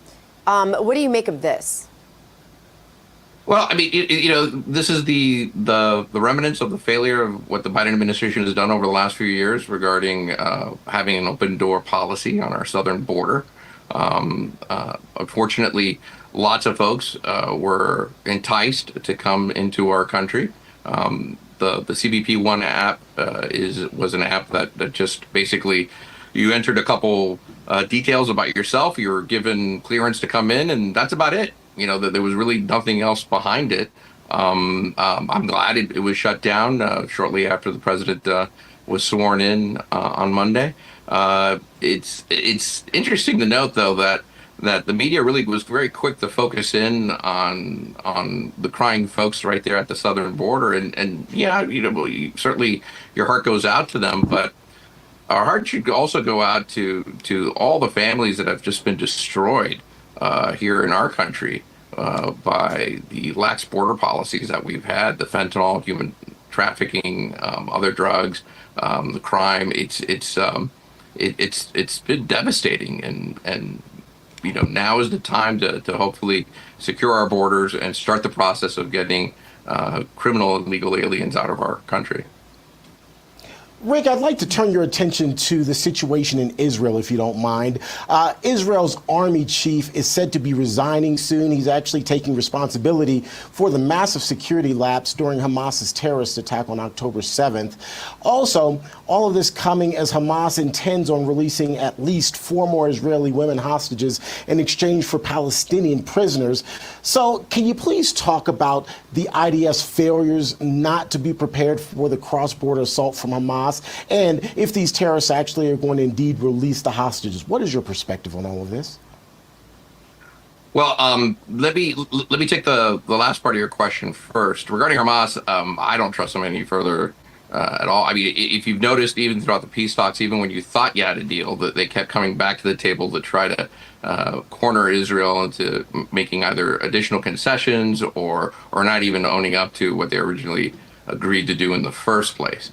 It looks like there was some success, and I think a lot of it should be attributed to the new administration and the policies and the threat of what would happen if they did not release the hostages and hold true to the current peace agreement. But let's see how this plays out. It was sad to note that as soon as the peace accord was in place, Hamas flooded the streets already with thousands of their soldiers to start to take back control. In regards to Israel and the current resignations of the general there, this is also on the heels of, you may recall, not too long ago, Lieutenant General Finkelman, of the commander of the IDF Southern Forces, he also resigned. I think it's interesting to note, right, in our country, we didn't see a lot of resignations from top generals when we left Afghanistan and that failure. At least in Israel, they're trying to hold some folks accountable. There is some political infighting, though, within the Netanyahu administration and those within the military. But at least the country is striving to reconcile and to make sure that things like this don't happen again and to learn from these lessons. Hopefully, what we'll see is a stronger Israel. We'll see them actually carry out the good work of defeating terrorists in that region and secure the people of Israel. Rick, we have about 30 seconds or so. You deal with strategic risk. What about the CIA and the FBI? John Ratcliffe coming on board, possibly Kash Patel as well. What do you make of both of those confirmation hearings that are, well, one is already done, the other one's coming. Do you think they'll both get confirmed? Obviously, Ratcliffe will. What about Kash? I hope so. The partnership between the CIA and the FBI is fundamental to the security of our nation. That ability to work together. Obviously, what we've seen over the last 4 years and then previously under the Obama administration, in my opinion, has been an over-politicization of intelligence services, of a focus on things that they shouldn't be focusing on, when we really need to be focusing on China, Russia, terrorists, cyber threats, all the things that the American public want us to focus on. Ratcliffe is a great leader. He did some amazing work in the House. I'm sure him and his team are going to be well prepared from day one to bring the agency, I guess, back to what it should be doing. Rick Della Torre, thanks for being here. Really appreciate your time. Thanks, Rick. Thank you. All right. Coming up, the latest and lamest belly aching from President Trump's inauguration, courtesy of NBC News. They give us so much material. Thank you. Details ahead on that. Also, yes, Rachel Maddow and Joy Reid, the MAGA movement is happening in America, and they're not happy about it. Their peacock feathers have been ruffled. And by the way, you can thank President Trump. That story and more as American Sunrise rolls on a Wednesday.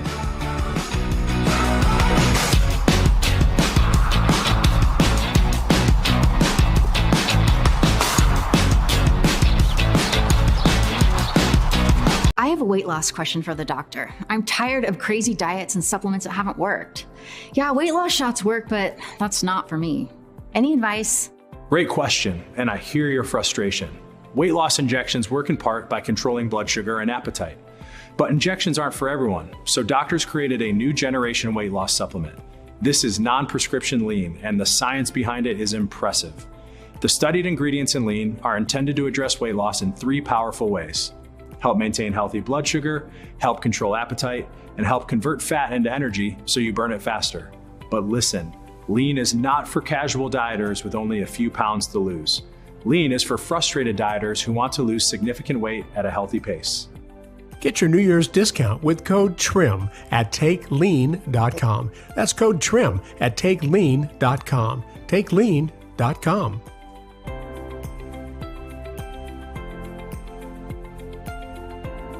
Here at Allegiance, we feel like American flags should be made in America. When we started Allegiance, we were shocked to learn how many American flags were actually being made overseas. Every flag we make is proudly crafted in the USA with superior materials. Join us in our mission to keep the American flag truly American. Visit showallegiance.com to order your high-quality American flag today. That's showallegiance.com. Are you having trouble hearing your TV or listening to conversations in loud spaces? Then it might be time to consider Nano hearing aids. Nanos are FDA-registered OTC hearing aids. Don't be fooled by overpriced hearing aids. Prescription hearing aids could cost $3,000 or more. Nano hearing aids are now offering $100 off through this special TV offer. Call now and get 2 CIC rechargeable hearing aids for only $297. And if you're not happy, return them for a full refund. Looks like a beautiful morning there in Asheville, North Carolina. Welcome back to American Sunrise. I'm Dr. G. Thanks for joining us today. It's time now for our health news. It is sponsored by the Wellness Company. Under the microscope today, let's help you beat the winter blues, okay? Here are some simple expert-backed tips on how to better protect your own well-being and to thrive this winter. The first is truly simple, and you already knew I was going to say it. Keep moving. In order to get out of sluggish and low moods, get moving. Examples like housework, hitting the gym, taking a walk outside make a big difference. Just 10 minutes of movement can actually elevate the serotonin in your brain and lift your mood. Also, embrace coziness and connection. Simply brew a cup of herbal tea or go read a book under a cozy blanket can provide little moments of joy and make you feel cared for, a little bit like your mom holding you in a blanket like when you were a baby. That's what it does in your brain. It brings back that muscle memory. Also, social connection, spending time with loved ones, joining a book club, doing things like that can be beneficial. Connecting outside of social media is the key. And as I always say, go and give too. Going to a nursing home and visiting people, going and visiting an elderly neighbor, or just doing something for someone else. Even just sending a nice text to someone that maybe wasn't expecting it. Those are some ways to elevate your own mood. When you do for others, not the self-care, but when you do for others, that's what actually raises your mood. Next, prioritize sleep, of course, staying on your phone to watch one more video or falling asleep with your TV on like I am known to do does have detrimental effects on your long-term health. If you need help sleeping, here's a tip. You journal or do your Bible study before you go to sleep with Bible on your headphones or however you want. And I'll tell you what, that helps me a lot. But the newest thing I've discovered, magnesium bath salts. I don't know if you guys have seen those. Those are amazing and make you fall right asleep. Also, eat healthy foods. Junk food is called that because it makes you feel like trash after you eat it. Think of hearty soups that can cure anything. Doctors want you to focus on foods that give you enjoyment, things that are rich in omega-3s and vitamin D. Great ways to supplement as well. It's a new day in America and administration in Washington, D.C. There's a lot of excitement, a lot of optimism, but the reality is a lot of work to do, especially when it comes to fixing our healthcare system. The forces responsible for breaking it aren't going to go away, so there are new challenges, and now more than ever, you need to be prepared. That's where the Wellness Company comes in. They and their doctors are medical professionals you can trust. Their line of prescription medical kits, the gold standard when it comes to keeping you healthy. Whether it's the medical emergency kit, the contagion kit, the first aid kit, or the travel kit, these prescription kits contain an assortment of life-saving medication and a guidebook to tell you how to use the meds in the kit.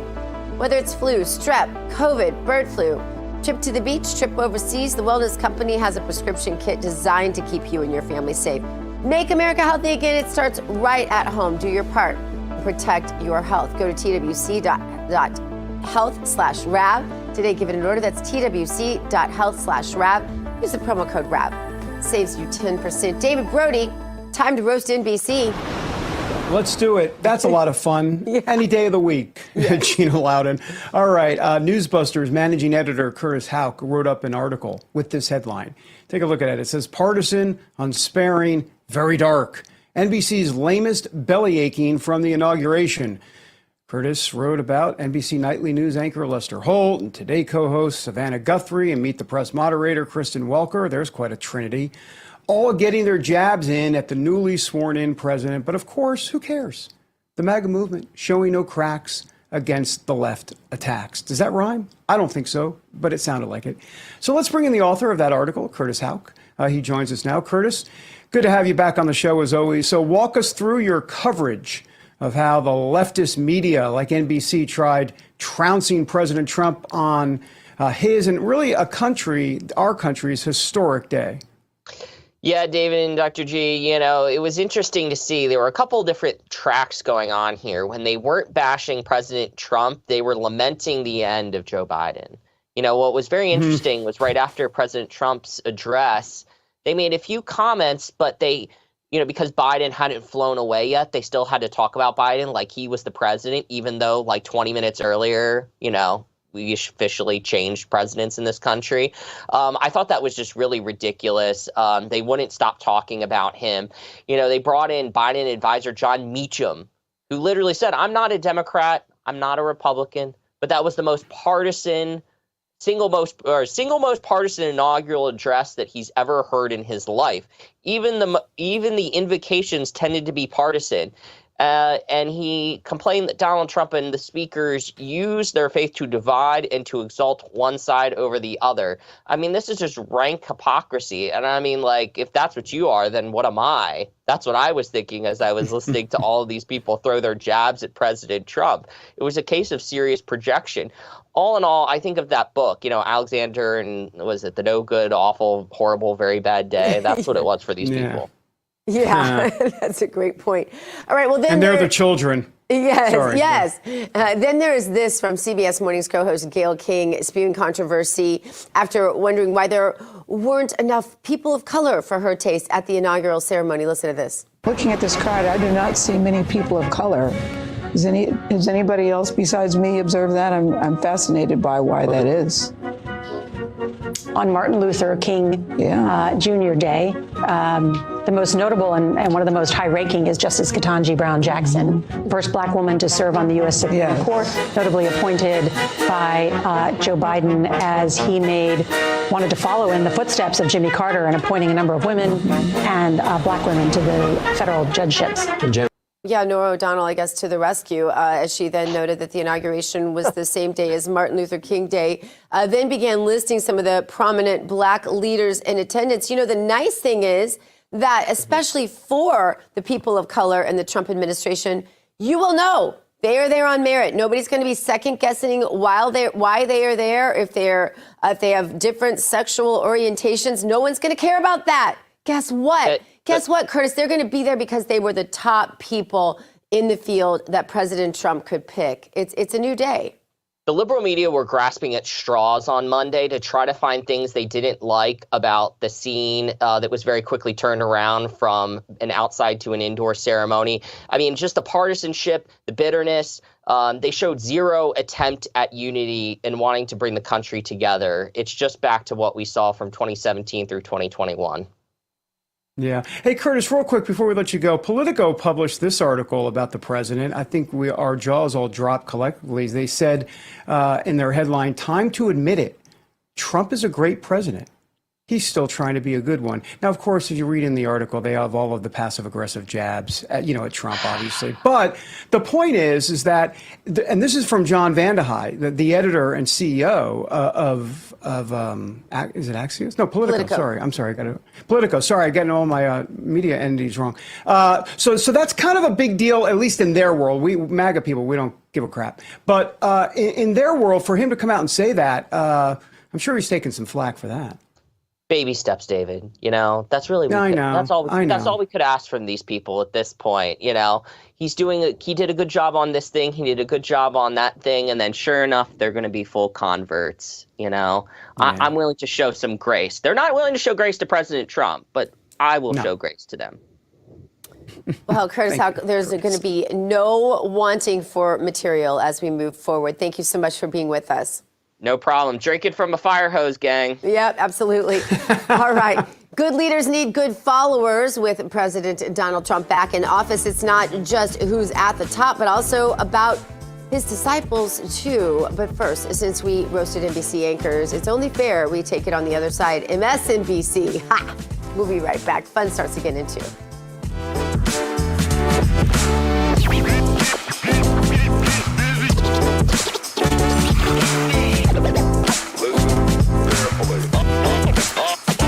Are you still paying full price for gas? Stop leaving money behind every time you fill up. Start earning real cash back. Download the free Upside app to get cash back on every gallon of gas you buy. It's that easy. Top Upside users are making as much as $200 to $300. So what are you waiting for? Get in on the action and start getting real cash back every time you get gas. I don't understand how more people are not talking about Upside. It's a free app that literally gives you cash every time you get gas. You're putting gas in your car anyway. Why not get real cash back? If you like free money, download Upside. Just download the free Upside app and use promo code LINK25 for a 25 cents a gallon bonus on your first tank. Stop leaving money on the table. Earn cash just for buying the gas you were going to buy anyway. Download the free Upside app and join millions of users who are earning real money every day with Upside. I just got cash back for commuting to work. Already made like $200 to $300. So I thought it was too good to be true, but it's legit. I'm getting cash back every time I fill up my tank with Upside. Download the free Upside app now to get cash back every time you buy gas. Use promo code LINK25 for a 25 cent per gallon bonus on your first tank. If you drive, you need Upside. Earn cash back on every gallon of gas you buy. Plus, you can cash out anytime. So whether you're driving around town a couple times a week or hundreds of miles every day, Upside is for you. Don't wait. Some Upside users are making as much as $200 to $300.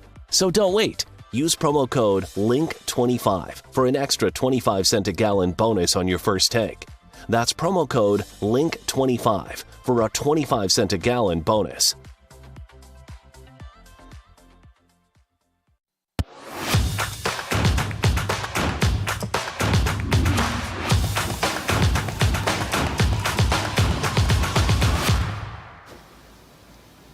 Welcome back to American Sunrise. I'm Terrence Bates. As always, it is nice to have you along for the ride today.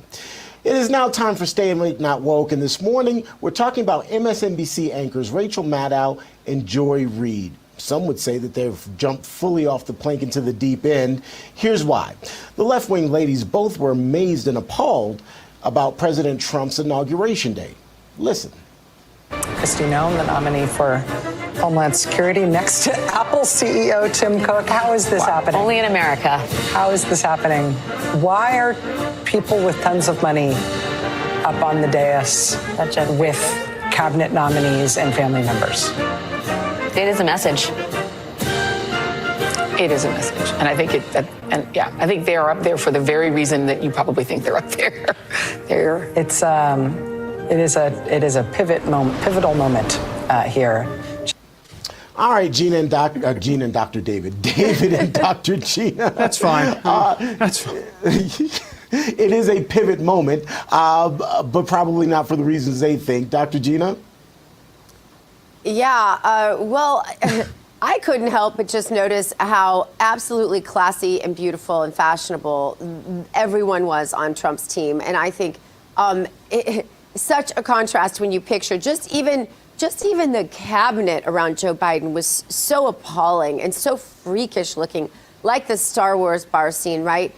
This is a total departure from that in every single way between his family, who are all, by the way, some of the most accomplished people in their own right, aside from the fact that they are the children and grandchildren of the president, down to his cabinet, who are respectful of social norms. We shouldn't have to say this stuff, but it's just true. And to me, it was a spectacle. And the moment where he actually was sworn in, I just thought was one of the most profound moments in American history, at least in the room where I was watching it. So let me get this straight. Powerful, rich people shouldn't be there at the inauguration. That's what they're saying, basically. And so this is what the Democrats do. It's identity politics. They do it all the time. Let's be clear. You don't think Trump is getting something from them in terms of for America? I'm not talking about Trump personally. He's going to make sure, look, you're going to be up behind me in the inauguration, pretty seats there. I can guarantee you Jeff Bezos, and I can guarantee you, who else was there? Tim Cook, all these people. You're going to do something for America, and it's going to be with investment and your money. So don't think that this is just like, some Gilded Age, folks that are, just kind of up there, in some sort of like ceremonial role. There's going to be some deals done for sure. And oh, by the way, what's so wrong with powerful, rich people being up on the podium? Because the last time I checked, and I'm not going to talk about Biden's inauguration because, let's be honest, they were sitting like 40 feet apart and there were very few people there to begin with because of COVID. Yeah. But at Barack Obama's inauguration, I've got the list here. I brought the receipts. Dustin Hoffman, Samuel Jackson, Tom Hanks, Denzel Washington, Oprah Winfrey, Beyonce, Steven Spielberg. So those are powerful, rich people. Joy, where were you on that? Rachel, where were you on that? Yeah. Once David, again, hypocrisy. I think you alluded this, but I just want to punctuate it. This was about accountability for Donald Trump. Donald Trump was saying to them, I'm going to seat you front and center, and this is going down in the records of history. And so good point. You're going to want to not make this age poorly, right? I mean, that's really what he was saying to them. You're standing there, and this is going to be seen for the rest of history. And if you go sideways and do bad things, and if you're as flaky as America is guessing you might be, tech titans, well, then guess what? We have you on record standing here this day, making a commitment to America. That's what this was about. Gina, right, that is such a great point. Accountability. I love that. Great point. All right. Guys, we're going to have to leave the conversation there. Coming up, as we all know, the Bible has so many unforgettable stories. As America writes a new chapter with President Donald Trump's second term, he'll need help making America great again. We'll talk about it next.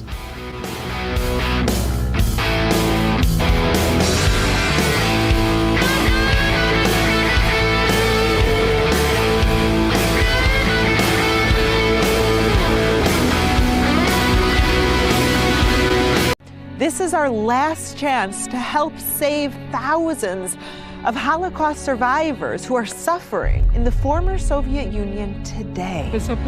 The needs that these forgotten Jews have are something beyond anything you can imagine. Have you eaten this morning? I ate the carrot, so I ate half of it yesterday. And this is what she ate in 2 days, 1 carrot. Please pray for me. The International Fellowship of Christians and Jews began this ministry to help elderly Jews living in horrible poverty around the world. We urgently need your gift of $25 now to help provide one survival food box with all of the foods they critically need for their diet for 1 month. When you call right now, your gift's impact will be doubled to help save lives. It breaks my heart to know that there are Holocaust survivors who suffer to this very day.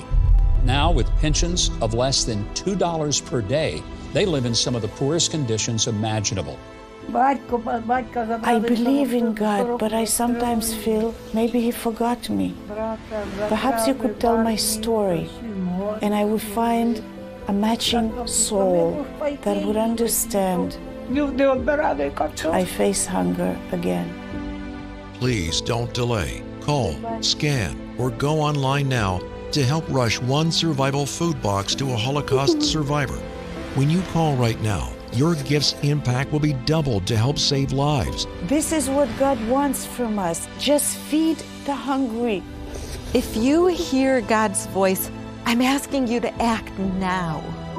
Do it when it's on your heart. I pray that they'll know in their final months that they're not alone. God bless the USA. In the beginning, God created the heaven and the earth.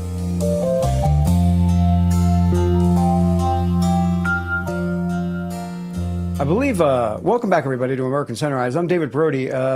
Day 3 of a new America with President Donald Trump back in charge. What I was about to say is that Colin in my ear just called me Deep State David, which I'll be honest with you, I kind of like, and I might be headed to the trademark office with that. Anyhow, time now for a moment of faith, brought to us by Lee Greenwood and the God Bless the USA Bible. In focus today, President Trump's historic comeback. The 47th president needed a MAGA village, not a Hillary Clinton type village, to get back into the Oval Office.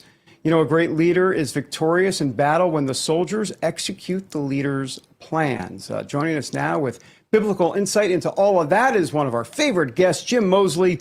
Jim, the author of The Duke of D.C., his latest book titled Discovering Jesus' Disciples. Jim's an author, a great guy, but around here we simply call him the Bible history guy.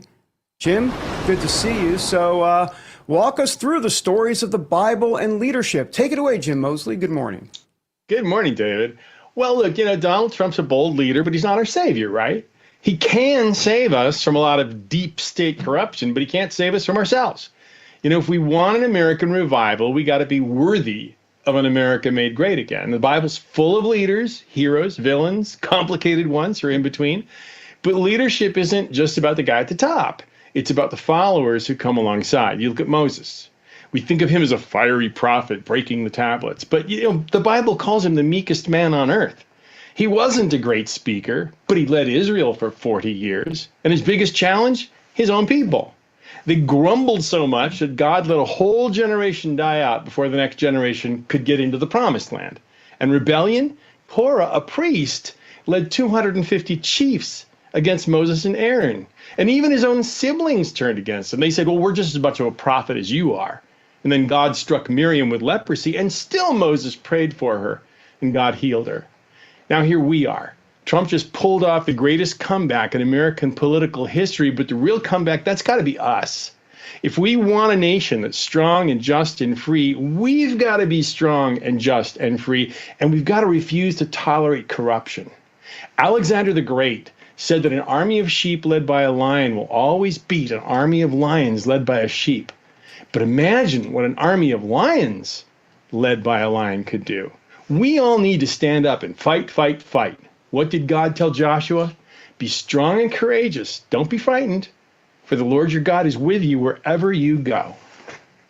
Oh, that's fantastic. And the sheep, by the way, is somewhere in Delaware right now, out of the White House, for sure. By the way, Jim, what struck me about Moses, and we all know this, there are a lot of folks that really don't. Moses never made it to the Promised Land, which I think is just fascinating. And also what's interesting about Moses is that, in essence, he said to God, and I'm paraphrasing obviously here, but he said to God, really, God, me? I mean, I got a few issues. Why me? And we, as people and leaders especially, always do wonder kind of why me, but it's the Holy Spirit, it's God that can fill in that gap for us. I'd like you to talk about that in about 30, 45 seconds or so. God knew what Moses' potential was, and he drove him into that potential. One of the things that people don't realize is that on his way back to Egypt, God decided to kill Moses.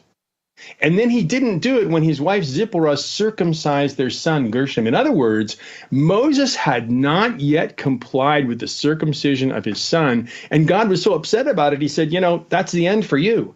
Then his wife stepped in and corrected the problem, and little step by step, Moses was led to greatness by God funneling him in the right direction and chipping away at all the things that weren't obedient in Moses. Wow, fantastic. You know, I grew up Jewish, gave my life to Christ in 1988, but when you said circumcision, it brought me back to my youth. Too soon, Jim Mosley. Thank you very much. I appreciate you, sir. All right. Is that too much? Is that TMI? I can't believe I said that in the faith segment. We're back with the second hour of American Sunrise in 2 minutes. Okay, that's true, Jim. Stick around, everybody.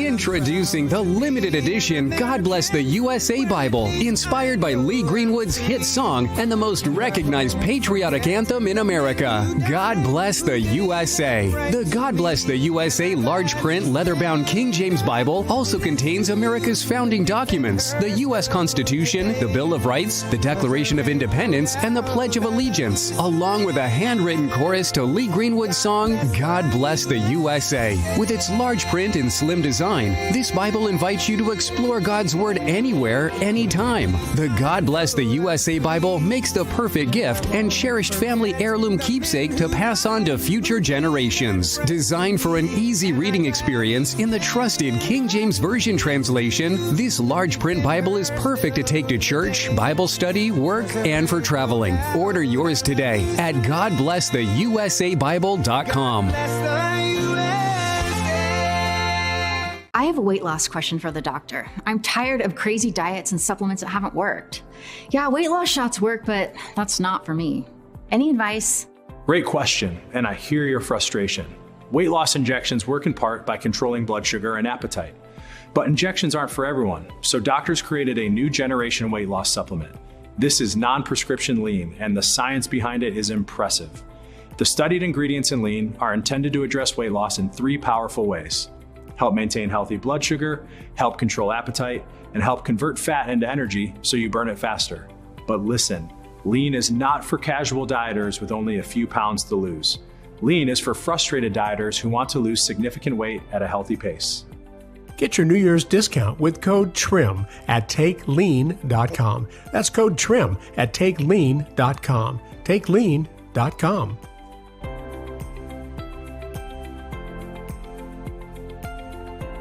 Wow is on sale now at Cabinets to Go.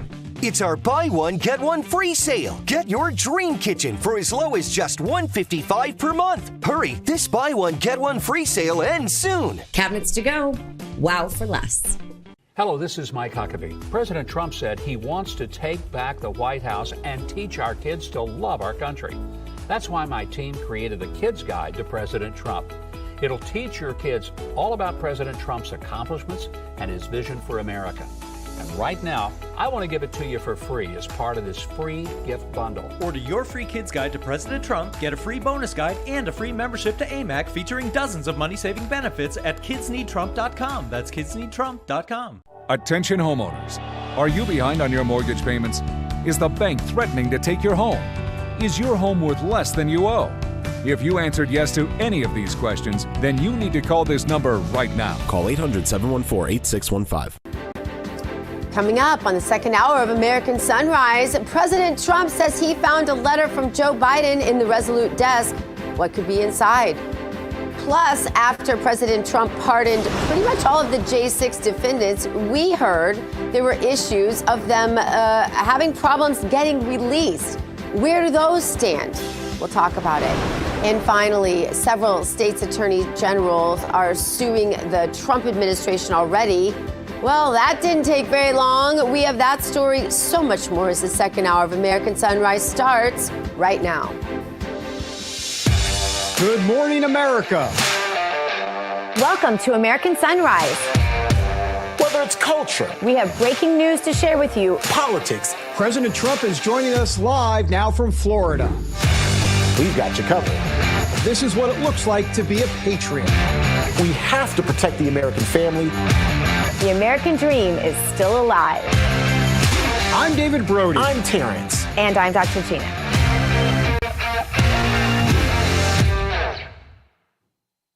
Welcome back, everybody, to the second hour of American Sunrise. I'm David Brodeo. I'm David Brodeo, coming to you from D.C. Let's bring in Dr. Genio from West Palm, Terrence Batesio in our Denver newsroom. I don't know.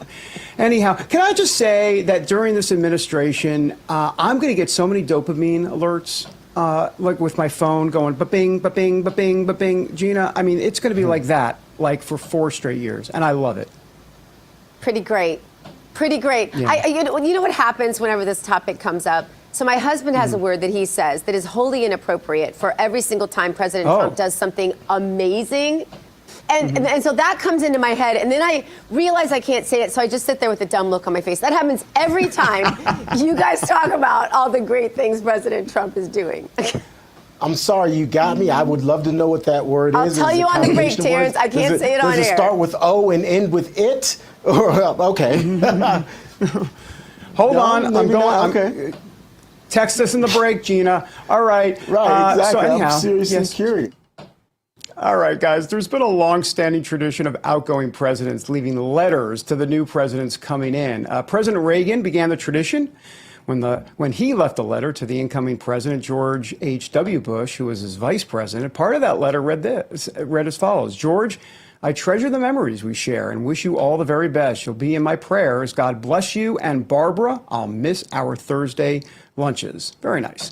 Then 4 years go by, and George H.W. Bush is leaving the White House, and he left a letter for incoming President Bill Clinton. Clinton had this to say about his letter. Watch. Yeah, I love the apology. It said, I wish you great happiness here. There will be tough times made even more difficult by criticism you may not think is fair. I'm not a very good one to give advice, but just don't let the critics discourage you or push you off course. You will be our president when you read this note. I wish you well. I wish your family well. Your success is our country's success. I'm rooting hard for you. How did you feel when you received that letter? I thought it was vintage George Bush. He felt great. Then we have Clinton leaving a letter to George W. Bush, and Bush leaving a letter to Obama. Obama left one for President Trump, and here is what Trump had to say about that letter. Take a look. I just went to the Oval Office and found this beautiful letter from President Obama. It was really very nice of him to do that, and we will cherish that, and we will keep that, and we won't even tell the press what's in that letter. And then that brings us to the last two presidents, Joe Biden and Donald Trump. Trump did say he left a letter for Biden. Watch this. I left him one in the desk just like this. What are you talking about at the moment? Unification of our country. Unification of our country is what he said. All right. Other than that, not much is known about the contents of Trump's letter to Biden. And now we have learned that President Trump did receive a letter from Joe Biden when he came back to office. Here is the moment when he found it. This is classic. Take a look. President Trump, did President Biden leave you a letter? He may have. Wait. Don't they leave it in the desk? I don't know. Oh. What's in there? Thank you, Peter. It could have been years before we found it. Wow. Thank you. What does it say on the outside? Maybe we should all read it together. Let's read it. Well, maybe I'll read it first and then make that determination. That sounds great. Peter, thank you very much. I may not have seen this for months. Happy to help with the passing of the torch. I did. I left him one in the desk just like this. All right. So we went ahead and asked some viewers about what they might think that Biden put in that letter to Trump. And let's read some of those, shall we? Here's the first one on screen, and I'll just read this specifically. This is from Dave B., I believe, if I'm not mistaken. Mr. President, I just wanted to inform you dogs are now banned at the White House. My bad on that one. Let's read another one. These are very creative. This one, I believe, is it Ben J. that put this one out? Yeah, Ben J. had this theory. Mr. President, I just wanted to, Mr. President, this is a huge house and it's easy to get lost. I hope you do better than me. And finally, we've got another one from Eric B. And let's take a look at that one. I think we have that one as well. But if we don't, that's all right. The point is they're coming in fast and furious. Once again, Joe Biden's letter to Donald Trump, kind of. For more, let's bring in famed attorney and Harvard Law professor emeritus Alan Dershowitz, who's with us. Professor, good to see you. So what do you think was in that letter? Okay, maybe tongue-in-cheek what was in that letter, but Biden's got a lot more pressing things, as in those pardons that he gave to his family members. Just ridiculous. Well, Biden has handled the transition, other than the pardons, wonderfully. He took the new president into the White House. He's been a gentleman about it, even though he had to sit there, solidly looking at Trump as Trump attacked him. It was a good transition. It shows that some people are able to accept that kind of criticism and move on. I'm sure Biden didn't like what was being said about him, although I think a lot of it was fair. So the transition is over now. We have a new president. I would say 90% of the things he did on day one were terrific. Putting an end to DEI, diversity, equity, and inclusion, is going to save American universities, which are on the road to a complete dissolution. And I would hope that we would see that.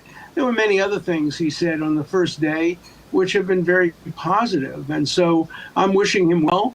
I hope we have 4 great years under his leadership. And I think everybody, no matter who you voted for, should wish the president well. Professor Dershowitz, I'd like to talk about those preemptive pardons. Would you weigh in on the legality or constitutionality thereof? And beyond that, bigger picture, what does that ultimately mean for the people who've received these preemptive pardons? It doesn't necessarily absolve them for potentially having to testify in any sort of investigation, as I understand it. But please clear that up. Yeah, more than that, they lose their Fifth Amendment privilege. They don't have to accept the pardon. It's something that's given to them, and they therefore no longer have a privilege against self-incrimination. The Constitution is silent on the issue, and I think the broad grant of authority to the president to pardon would cover preemptive pardons. Obviously, Ford preemptively pardoned Nixon. There's a difference. There was an investigation in Nixon, whereas there were no investigations of some of the people that were pardoned by Biden. I don't like what he did, but it's constitutionally permissible. Look, I don't like the fact that President Trump may have either accidentally or deliberately or just en masse pardoned some people for January 6th who may have hurt policemen. I don't think there were very many of them. And I think he was trying to put an end to lawfare by saying, look, nobody who engaged in Black Lives Matter violence was prosecuted, so I'm not going to let people who engaged in violence on October 6th be prosecuted or incriminated. And so I hope we'll see an end to lawfare. You know, I made a speech at Mar-a-Lago about 2 weeks ago, and President Trump was there, then President-elect, and he heard my speech, and I said, please, Republicans looking at him, don't sink to the level of the Democrats and don't engage in lawfare in revenge. And he was shaking his head. I think he agreed. And then in the inaugural message, he went out of his way to say, we're going to put an end to lawfare. I hope that happens. Professor, President Trump fulfilled a major campaign promise and pardoned many of the J6ers, as you mentioned. Going forward, do you think that the constitutionality of this stands? And also, where do you how do you feel about the constitutionality of some of his other major commitments, major promises made, especially regarding illegal immigration? Well, the Constitution seems clear. All persons born in the United States and subject to the jurisdiction thereof. I think the only case that can be made is if somebody's born in the country and stopped living there and hasn't been in the country for years, it is not in the country, they may not be subject to the jurisdiction of the United States. But if you're born to illegal parents in the United States and you live here and you are a participant in America, and if you commit a crime, you can be arrested, that seems to satisfy the constitutional requirement. I'm sure this will be challenged and go to court. One of the issues is who can challenge it. The people who are now challenging it, attorney generals of states, they probably don't have standing. The person who can challenge it is a person who was born in the United States who is being denied the benefit of citizenship, or a person who is being granted the benefit of citizenship and somebody disapproves of that. But it's not going to be an easy case to bring to court. But if it gets to court, I think the Supreme Court will say that a president alone probably doesn't have the authority to declare people who are living in the United States and born here not to be citizens just because their parents were illegal. Okay, so just so I understand, the U.S. Supreme Court's weighed in on birthright citizenship or the 14th Amendment before, but you're saying that this would be different because the president's enacting an executive order? Is that what you're saying? Yeah, executive orders are not in the Constitution. Thomas Jefferson enacted an executive order when he bought the Louisiana Purchase. So it goes back in our history a long, long time. But any presidential executive order can be revoked by the next president. The first order that President Trump signed was revoking, I think, 78 executive orders of President Biden. So they last only as long as the president does, as distinguished from legislation or constitutional amendments, which last until they're rescinded. Do you see this administration being marked by some critical questions as it relates to the Constitution? Obviously, the 14th Amendment in this particular case, it's a unique question that hasn't necessarily been addressed in decades, but some interesting questions, I think, are arising based on some of the executive orders that President Trump has signed. Look, this is a good administration for constitutional lawyers like me. We're going to be very busy, because people are going to be coming to us all the time asking for advice or litigation. I think it's a good thing for a president to challenge existing interpretations of the Constitution, because that's part of our system of checks and balances. And people play a role in that, and presidents play a role in that. So ultimately, the courts decide, and President Trump has indicated that he will, of course, abide by all Supreme Court decisions, which he's done. Some of them have helped him, the immunity decisions, some of them have hurt him. So that's the world we live in, checks and balances. We don't live in an efficient democracy. That's parliamentary system is more efficient. We live in a system where it's hard to get things done because we have three co-equal branches of government, and generally all have to agree before anything really important gets done. Professor Dershowitz, appreciate it. But before we go, do you have an open line to President Trump? Can you give him some of this advice, or how does that work? Or are you on retainer? I don't think anybody has an open line, but he has taken my advice over the years. During the last term, he took my advice on issues relating to Israel, to lawfare, to anti-Semitism. I've spoken to him twice since he was elected president, not since he was sworn in, and he has indicated a willingness to take my advice on constitutional issues, lawfare issues, Israel, and anti-Semitism. Okay. I'll offer, but it's his decision whether to accept. Professor Dershowitz, great to have you on the show. Thank you so much. My pleasure. Thank you. Thanks. All right, coming up, after the J6 defendants receive their pardons, are they all free yet? We have the answers. But first, President Trump has vowed to extend his 2017 tax cuts. In the meantime, what can people do when it comes to their tax burden? We're going to take a look at that next. American Sunrise returning on Wednesday after this.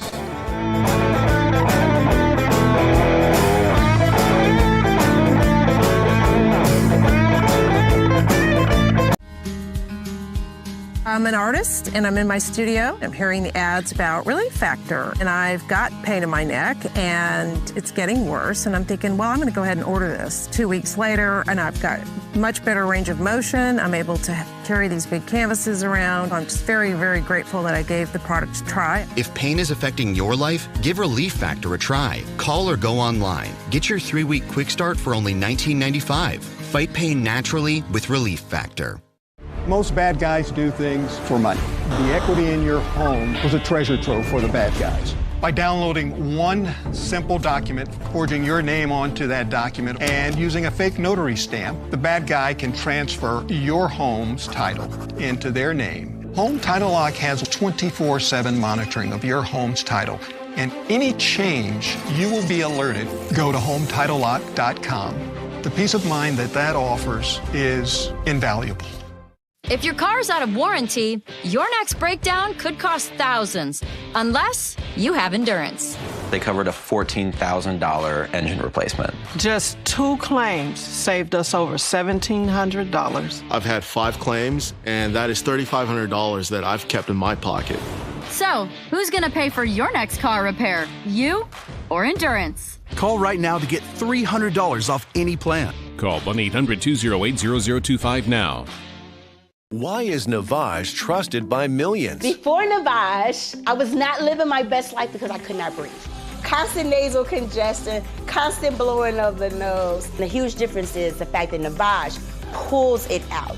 It's very gentle in the sense of when that suction happens, it's literally grabbing that water and that mucus and it's bringing it out into this tank. It's worth every penny that you pay for it. This product changed my life. Available at major retailers or online at Navage.com.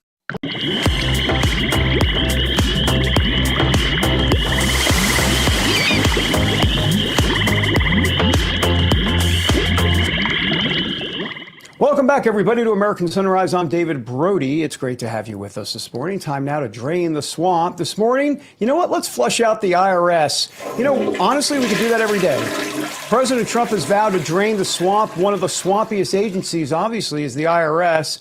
Until Trump, though, can get those tax cuts extended and make some other important changes, where can people go for relief when it comes to their taxes?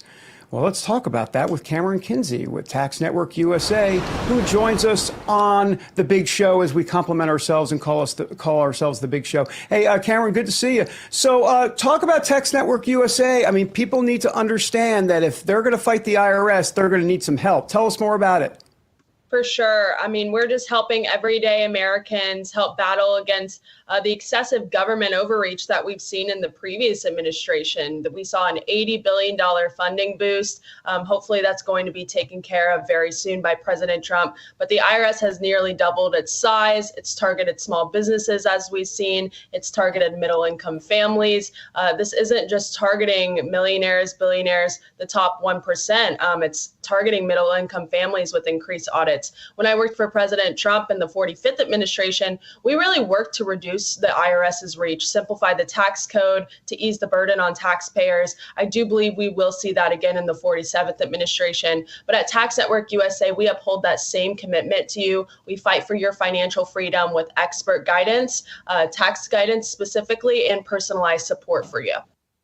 Yeah, and I think it's important that obviously President Trump's going to work on all of this. But in the meantime, there's so many cases, obviously, that are backlogged and just they're gumming up the works for a long time. And so you wonder how much relief people are going to get in the short term. I mean, this is a serious issue. I'm assuming that you have lots of people that are going to need help right away. I'm curious what kind of clients you typically work with. Is it run the gamut?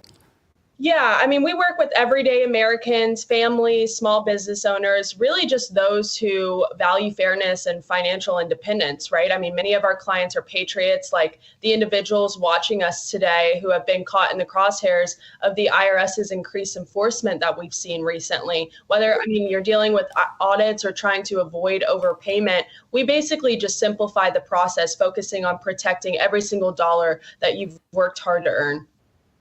Good to know. By the way, it's reported that Elon Musk's Department of Government Efficiency, I call it his department, like he's a cabinet member, that he's intent on rigorously reviewing various government agencies' spending practices. So how do you think that will affect the IRS's behavior towards taxpayers? I mean, they're looking to cut possibly at the IRS as well. Not possibly, I'm sure they are. Yeah, DOGE is a shining, much needed. Is putting a shining, much needed spotlight on bloated government agencies that we've seen, including the IRS. I mean, under the previous administration, the IRS expanded enforcement efforts with billions in additional funding and through the so-called Inflation Reduction Act, right? Creating a climate of fear for small business owners, middle-class families. I mean, if this department follows through on renewing agency spending, or reviewing it, I do believe that we will see the IRS forced to prioritize efficiency and transparency rather than, intimidation and overreach that we've seen. And this could bring much needed relief to everyday taxpayers. But it's crucial that Americans know how to protect themselves. And that's really where Tax Network USA steps in by empowering taxpayers with the tools and expertise that they really need to navigate this shifting landscape and to push back against unfair treatment as well. All right. And then website again, since I don't have my glasses on, I guess I could read it. What is that? Give us the website again for people. Yes, it's tnusa.com. You can fill out a short form. We'll get back to you, or you can call 1-800-905-8000. Talk to one of our team members, and we'll be sure to help you out. Cameron Kinsey, great to have you on the show. I just got a call from the IRS. They'd like to talk to you. Just kidding. Okay. Cameron Kinsey, thanks so much. Thank you. Appreciate it. All right. Anyhow, the former House Speaker, Nancy Pelosi, breaks her silence on the Trump J6 pardons. We're going to have her comments next. Hi, Nancy, on American Sunrise. Oi gewollt.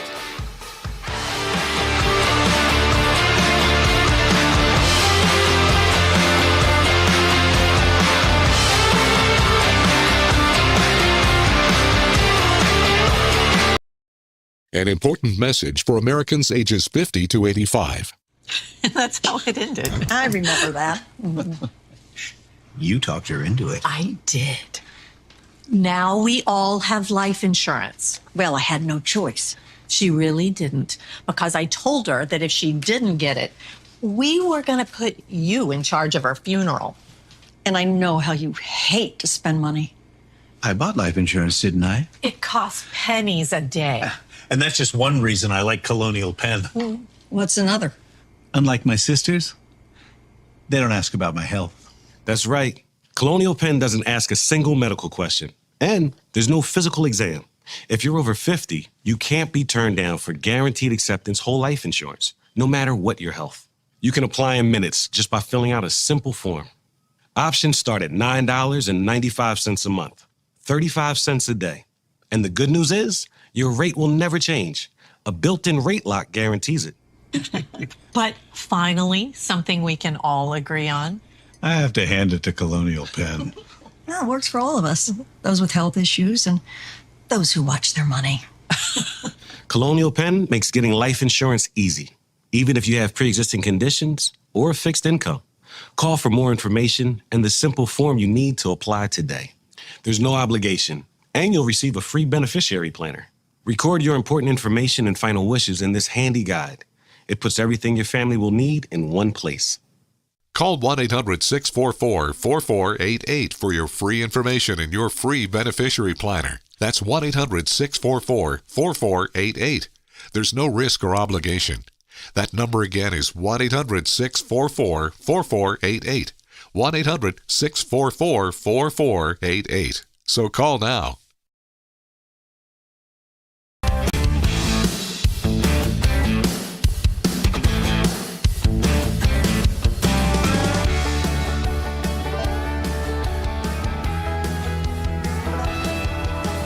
Viva Las Vegas. Good morning to those of you waking up on the West Coast, particularly out there in Sin City, USA.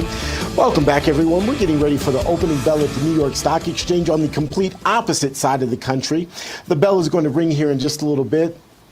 I can tell you that pre-market trading looking pretty good. The last time I looked at the board, everything was in the green. The Dow was up, the S&P 500 was up, as was the NASDAQ. Gold and silver, gold was up, silver was down a little bit, as was crude oil. You can see it all here on your screen. Again, we'll continue to monitor all of this for you throughout the morning, and we'll take you to New York for the opening bell here in just a little bit. But now, let's get you back over to suburban Washington, D.C. David Brody, good morning.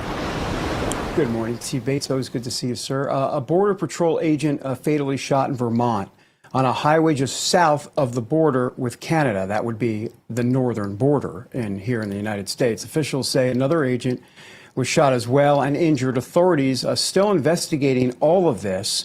And it comes as President Trump has called for the death penalty for when law enforcement officers are killed. Let's talk about that and bring in retired Lieutenant Randy Sutton, the founder and chairman of the Wounded Blue. Randy, good to see you, and thanks for waking up so early. Talk about American Sunrise. I mean, it's like 6:30 in the morning or so there, whatever it is, in Vegas where you're at. Appreciate you getting up so early. So tell us about some of these new measures that Trump is trying to put into place, because something needs to be done. And the Lake and Riley Act obviously has been passed. It's going to go back to the House today to get some final changes, and President Trump's going to sign that into law. So give us your overall view on what he's trying to do here. Yeah, I think that there's going to be a sea change when it comes down to American law enforcement. But the Department of Justice being de-weaponized against law enforcement, being properly motivated to prosecute real criminals, I think we're going to see a big change. Now, the Border Patrol officer who lost his life day before yesterday, the information so far is that it was a German a legal German tourist, somebody who was here on a visa. Now, why this situation took place on a traffic stop, we don't know yet. The FBI has not released the information, but it reveals, now this is on the day of the president's inauguration. And how ironic is that the day he announces, the crackdown at the border, that Border Patrol officer is shot and killed in the line of duty.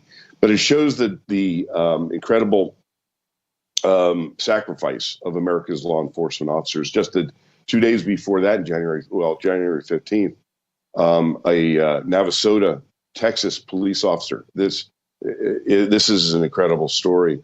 They were in pursuit of a forgery suspect, and the suspect was going the wrong way on the freeway, which inevitably would have led to a death or serious injury of an innocent person.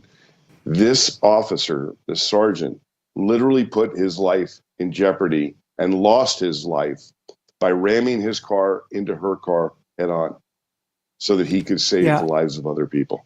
This shows the sacrifice of American law enforcement.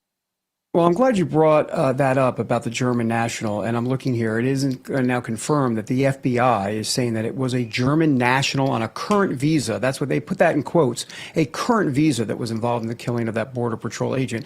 We'll have to get more information as to what kind of visa that was and what the specific circumstances are around that. By the way, we've got about a minute left. Randy, what are you hearing from fellow law enforcement officers about President Trump returning to the White House? I mean, they've got to just be Cheshire cats, if you will. Did I just date myself? It's Alice in Wonderland. Everybody knows that. Go ahead. I'm sorry. Go ahead. But you are absolutely right. There's a lot of smiles on the faces of law enforcement across this country. And, the last year, more than 300 officers were shot in the line of duty. My organization, the Wounded Blue, is an organization that helps injured and disabled officers across this nation. And I can tell you that our team is very, very hopeful that maybe we're going to see a diminishment of the number of officers who are being injured either physically or emotionally and psychologically with the new president taking office. And I, for one, am very grateful for this change. The Biden administration was absolutely lawless and spit in the face of every cop in America when he pardoned the cop killers last week. Yeah, got about 20 seconds or so. How concerned are you? There's executive orders, which are great, but they'll be reversed by a Democrat president. So you got to get a lot of this stuff passed legislatively. About 20 seconds or so. Right. No, let's hope that this Congress, this is the first time we've had, the Republicans have had every, the House and the Senate, and hopefully they will take seriously law enforcement and put the right laws into place to back this president up. Randy Sutton, great to have you. Thanks for joining us from Vegas, where I gained 7 pounds one time by eating 4 buffets in a row in 4 days. So I appreciate you. Thank you so very much. Thank you. My pleasure. Thanks. All right. That MGM Grand buffet is phenomenal. Anyhow, sorry, I digress. Let's head back to Terrence in Denver for the opening bell at the New York Stock Exchange, sponsored by our good friends at AMAC. The Association of Mature American Citizens is the conservative voice for Americans 50 and older. AMAC is fighting for the values that you hold dear. Join today. Together, we can write the course of America. The opening bell at the New York Stock Exchange is set to ring here any moment now, quite literally in less than a minute. I can tell you that the Dow Jones is up, as is the S&P 500 and the NASDAQ. All the other major investment platforms there on the markets also looking pretty good right now. A new president and a new day even on the market. So far, so good. We'll see if today has much of the same in store. Anovo, as you can see, is on the podium. The applause is underway, which means that the bell is going to ring here momentarily, and we'll see how the markets ultimately look.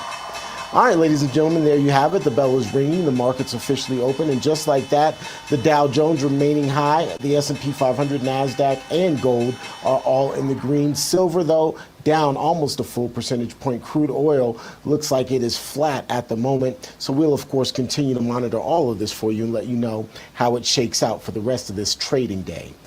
Increased tariffs on our trade partners, tax cuts and regulation changes. Learn why gold is a viable diversification tactic now more than ever. The Birch Gold Group is the only company so many of you already trust, and they're releasing their ultimate guide for gold in the Trump era book with the foreword written by Donald Trump Jr. If you'd like to get your free copy along with the Birch Gold Group's free information kit, simply text the word America to the number 989898. Here are the facts. The national debt continues to increase, and our interest payments on the national debt continue to increase. Gold is still your hedge against a weakened dollar. The Birch Gold Group is still the company so many Americans trust to help convert an existing IRA or 401k into a tax-sheltered IRA in gold.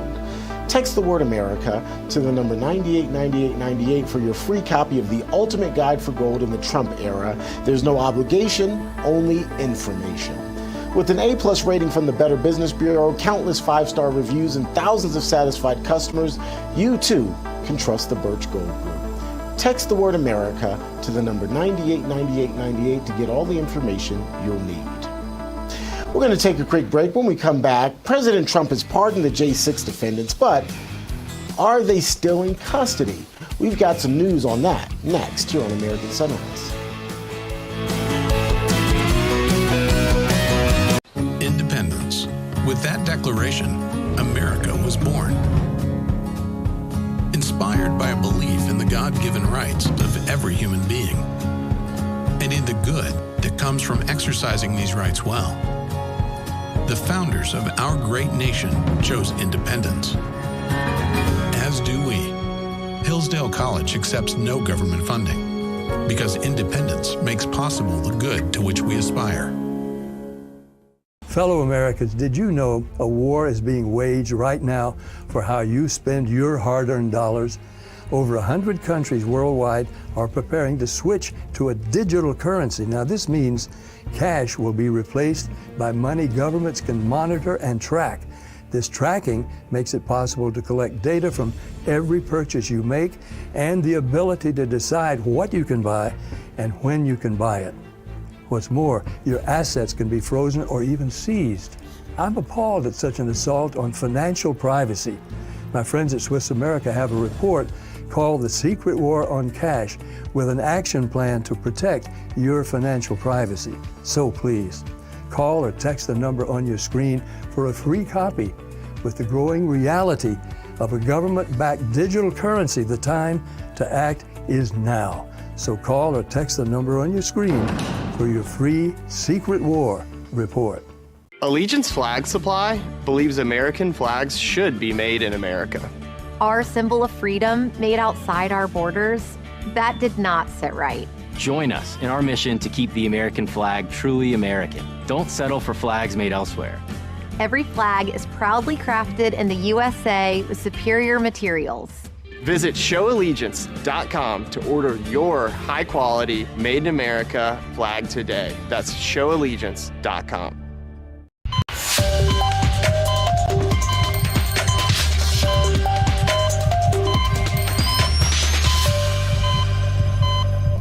And welcome back to American Sunrise. I'm Dr. Gina. Thanks for joining us this morning. We invite you to join in our conversation on Getter and Rumble. Time now to take a look at the political pulse of America. The beat today, a pastor, a bishop coming under fire for slamming President Trump during a sermon on LGBTQ rights. Take a look. In the name of our God, I ask you to have mercy upon the people in our country who are scared now. There are gay, lesbian, and transgender children in Democratic, Republican, and independent families. Some who fear for their lives. And the people who pick our crops and clean our office buildings, who labor in poultry farms and meatpacking plants, who wash the dishes after we eat in restaurants and work the night shifts in hospitals. They may not be citizens or have the proper documentation, but the vast majority of immigrants are not criminals. They pay taxes and are good neighbors. They are faithful members of our churches and mosques, synagogues, wadara, and temples. Well, and now, his expressions, I'm sorry, just lose me every time. I just think it's so funny. I feel like you can read his thoughts like a ticker by his facial expressions. Anyway, he is now, President Trump is responding to this woman on Truth Social, saying the so-called bishop who spoke at the National Prayer Service on Tuesday morning was a radical left hardline Trump hater. She brought her church into the world of politics in a very ungracious way. She was nasty in tone and not compelling or smart. She failed to mention the large number of illegals, the illegal migrants, it says, that came into our country and killed people. Many were deposited from jails and mental institutions. That's just the beginning of what this so-called bishop, you guys, Terrence and David, needs to be schooled about, right? This was so petty. This was so self-aggrandizing. This was in no way a godly thing that this woman, in fact, I think there's probably nothing more putrid than someone who uses God, right, for their own perverse political platform. But I'll give you a go at it, Brody. Well, yeah, you're 100%, excuse me, to all of that. I guess she missed the law and order part of the Bible. Apparently, she's deciding to cherry pick the Bible. I'm surprised they should have had barf bags literally in the pews. That would have been much better look at Laura Trump's expression. I mean, this is just, it's classic. J.D. Vance is just ready to, I feel like J.D. Vance is ready to, they need to do an AI where they do some video of J.D. Vance getting up and going over the pew. And have a word over there. But you know what's interesting? Trump has demanded a public apology by this so-called bishop. And what's interesting to me here is, and I'm looking at the exact words, he says in his statement, he goes, she and her church owe the public an apology. And I think the key word there is the public. He didn't ask for a personal apology. He said the public. But you know what the AP is reporting right now? Here it is. Here's the AP headline. Trump demands an apology from Bishop who asked him blah, blah, blah. No, he didn't demand. It makes it sound like Trump is demanding a personal apology. No, He demanded an apology on behalf of the public, on behalf of the American people. And that's a good example of bias by the mainstream media, what they're doing. Terrence, please, I'm sorry. Go ahead. Yeah, she should have read the room. This just wasn't the appropriate place for that sort of political statement, because that's ultimately what it was. It wasn't a prayer. There was very little spirituality in there. It was cloaked in spirituality, but there was very little call for spirituality. This was her way of making a public political statement, and this just wasn't the venue to do so. She should have read the room. There's a time and place for everything, and what we just heard from her, this was not the time or place. But I will say one quick thing. I think she read the room. She knew darn well, obviously, who was in the room, so to speak, and did it on purpose. Yeah, obviously. The gaping question mark here is, who let her in the room? Yes. Who let her? Who vetted her from the Trump team and said, yeah, this is a good one, let's have this person, or who just completely missed it? Just completely missed it. Look for a head or two to roll on that one. In my personal opinion, that was a really bad oversight. And sometimes it frustrates me how it seems like President Trump has to come in and fix these things. Anyway, he has fulfilled a major campaign promise by pardoning the J6 defendants. Where does everything stand now? Well, for more, let's bring in investigative journalist Julie Kelly. Julie, we were getting some information that some of them were having trouble being released. Do you have any updates for us? So it does appear that the releases, now keep in mind, there are hundreds of J6ers in federal prisons across the country. And that ranges from convictions for assaulting, interfering with police officers, obstruction of an official proceeding, which was overturned by the Supreme Court in June, and other offenses. So it looked like those defendants started to be released early Monday evening. The problem is in the D.C. Gulag, we call it. Now, the D.C. Gulag, which is a separate section of the D.C. jail that has been reserved for J6ers, is sort of the holding pen, Gina, for defendants who need to go to court. So either they are moved then from their federal prisons elsewhere to the gulag to face sentencing, to face arraignment. Some are there under pretrial detention, and some are there for resentencing. So what was happening yesterday is, in Monday night, is the new D.C. U.S. attorney filing all these motions to dismiss existing cases. And what I'm hearing from my sources is the judges in D.C. were slow walking, granting those motions to dismiss, therefore delaying the release of these defendants. And I will tell you, having covered these court proceedings now for 4 years, these judges are dying that they have to dismiss these cases. This has been their life's work for 4 years, and it is going to be, it's painful for them to have to dismiss these cases. So I'll have more reporting on that, but that's what I'm hearing from my sources happening yesterday and into this morning, actually. Julie, on the flip side of this coin, President Biden, of course, pardoned members of the J6 committee. I'm curious what your message to those J6 committee members might be today. Well, I mean, we have evidence that the J6 Select Committee deleted evidence, including all of the video recordings of more than 1,000 witness depositions. Benny Thompson admitted this in a letter to Representative Barry Loudermilk, who's conducting his own investigation into that committee. He admitted that they destroyed over 1,000 videos. Furthermore, they discovered that at least another terabyte of documents and materials collected by the committee were destroyed. And of course, the big bombshell is the perjured testimony of Cassidy Hutchinson related to that alleged confrontation between the president and his security detail that afternoon.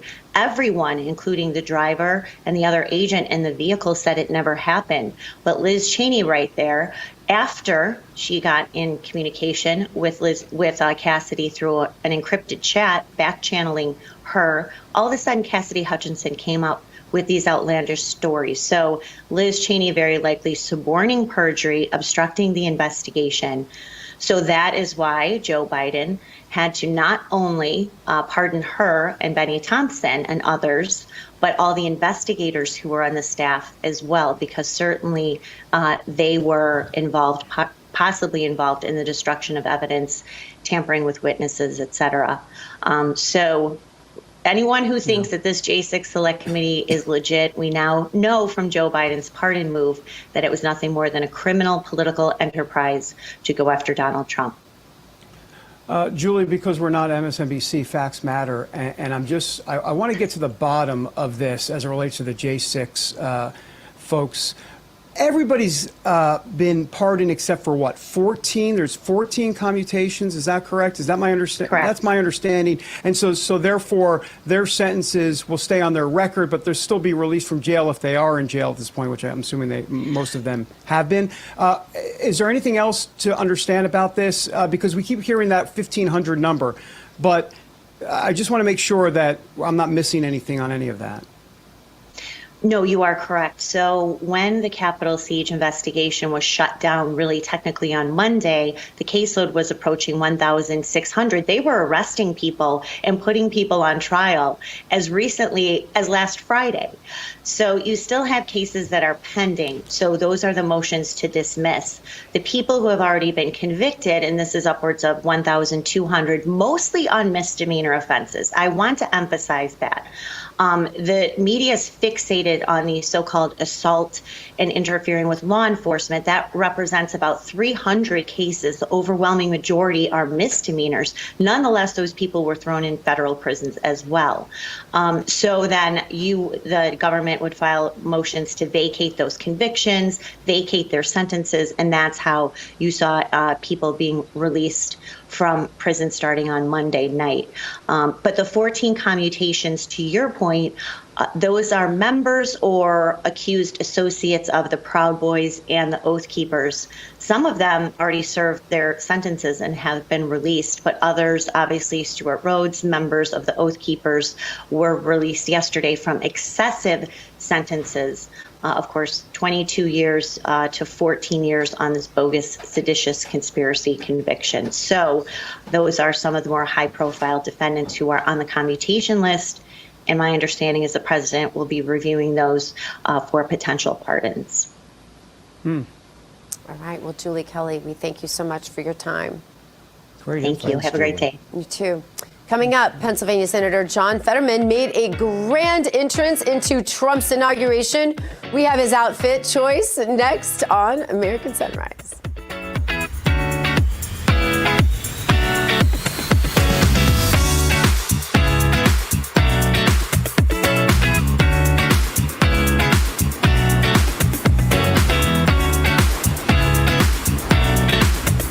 If you're over 40 and taking probiotics, stop. Americans are choking down fistfuls of probiotics, all focused on billions and billions. Yet they're still feeling sicker and sicker and fatter and fatter. I'm Dr. Stephen Gundry, and I call it the Great Probiotic Hoax. There are critical nutrients missing from many popular probiotic supplements. And this may be why you are still suffering from weight gain, gas and bloating, and joint discomfort. That's why I created BioComplete 3. Only BioComplete 3 contains prebiotics, probiotics, and postbiotics to target the nasty gut destroyers that can hijack your health. Thousands have used it. It's a major part of how I lost 70 pounds and feel 20 years younger. For a limited time, you can try BioComplete 3 risk-free for 90 days. Go to guthealthsecret.com. US Med, a trusted supplier of diabetes equipment for nearly 30 years, has great news for people living with diabetes and the pain of regular testing. New Medicare and private insurance guidelines have expanded coverage for continuous glucose monitors, even for people not using insulin. The days of repeated, painful finger sticks are over. Now you can wear a continuous glucose monitor, or CGM, and eliminate routine finger sticks. US Med has the newest models of CGM, which are more accurate and convenient than ever. CGMs are shown to lower your A1C, increase your time in range, and reduce the risk of hypoglycemic events. Shipping is free, and will even bill your insurer directly. Don't spend one more painful day testing your blood sugar. Call now to get your continuous glucose monitoring system so you can take control of your diabetes and get back to enjoying life. Call US Med now.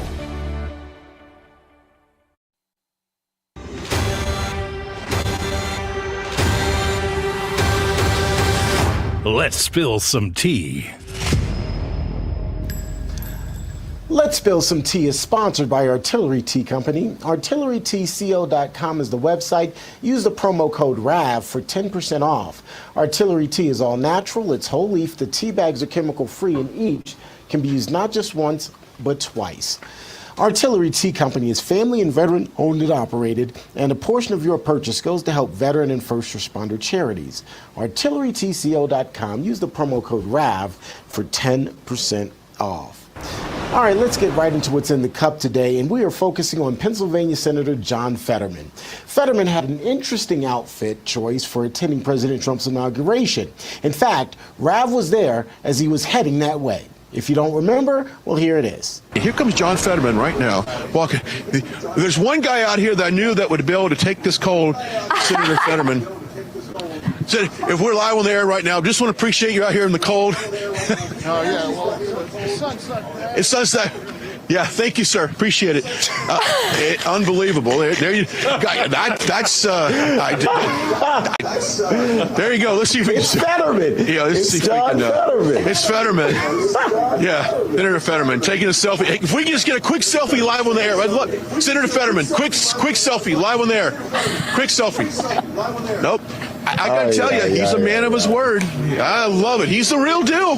He can take the cold. He's in shorts and a hoodie right here in the nation's capital, guys. I don't know how you can get. Yeah, that was something else. On Inauguration Day, the man's walking down the street in shorts and a hoodie. On Inauguration no Day. suit. Love it. We are really witnessing history.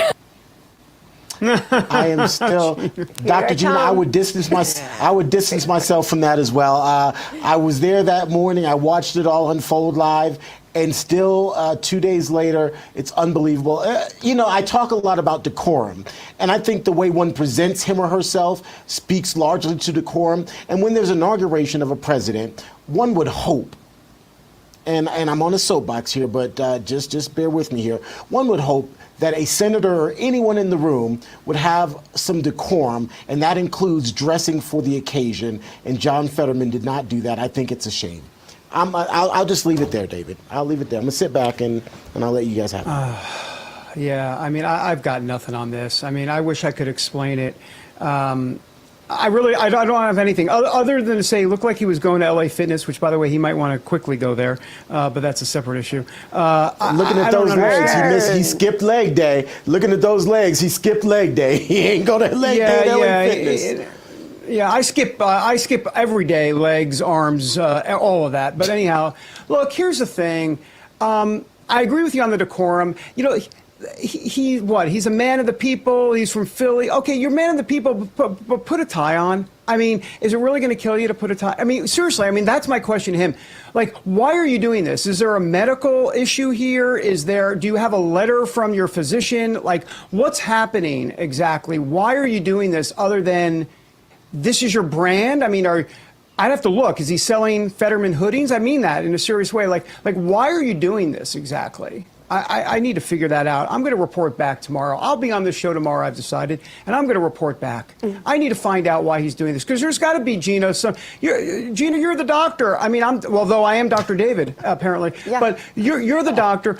Help me out. Help me out. What's the psychoanalyst analysis behind all of this? Yeah, it's like a rebel without a cause, Brody. What does he think he's proving? I mean, it's obviously some sort of arrogant rebellion. I'm sorry. I know that he sometimes plays the middle of the road guy, and I appreciate that once in a while he defends an honest thought. But that, Terrence. You're so right about the decorum thing. It's not acceptable.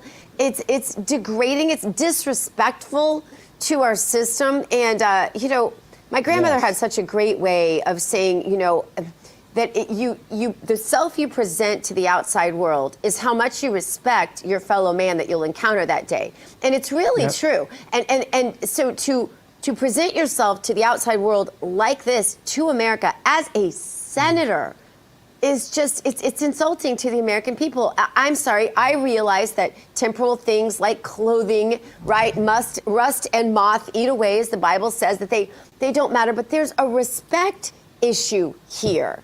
I mean, you can't just run naked through the Capitol either. And we don't need to see those legs. Never need to see those legs. Sorry. Ain't nobody never. I like that, Dr. Gina. And by the way, if you're going to say you're anti-establishment, if this is your thing, like I'm just not going to go with the crowd, then why are you going with the crowd with the Democrats 90% of the time? They're establishment. So I don't want to hear that excuse. So don't give me anti-establishment and then vote with the establishment. Right. But also, David, this is the way this generation, a lot of them, Gen Zers, not my children, thank God, not yours, either of yours, but a lot of the kids are so disrespectful in their dress today.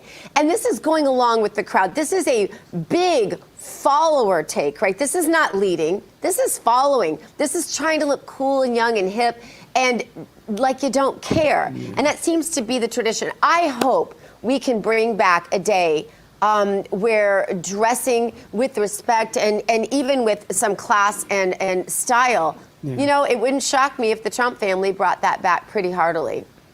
Yeah, again, it's a value system. It speaks to a value system. And apparently he doesn't value his position as U.S. Senator, particularly when it comes to dressing for the occasion. Okay, I'm off my soapbox now, ladies and gentlemen, so we will move on. Still to come here on American Sunrise, a group of free January 6th defendants come together and have this resounding message. It's next here on American Sunrise.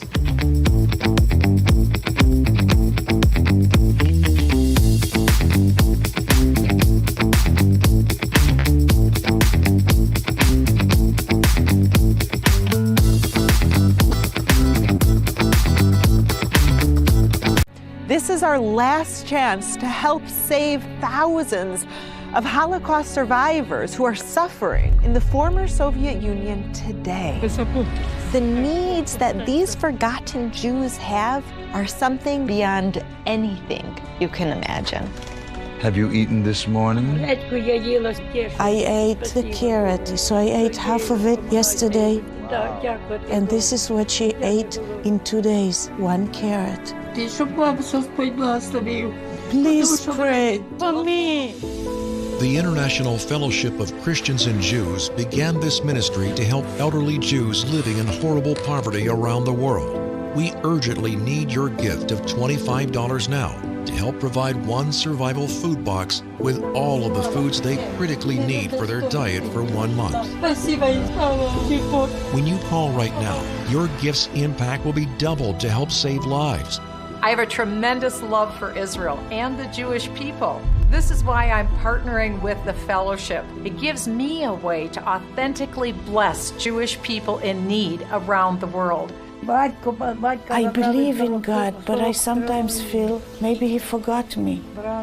Perhaps you could tell my story, and I would find a matching soul that would understand. I face hunger again. Please don't delay. Call, scan, or go online now to help rush 1 survival food box to a Holocaust survivor. When you call right now, your gift's impact will be doubled to help save lives. This is what God wants from us. Just feed the hungry. If you hear God's voice, I'm asking you to act now. Do it when it's on your heart. I pray that they'll know in their final months that they're not alone.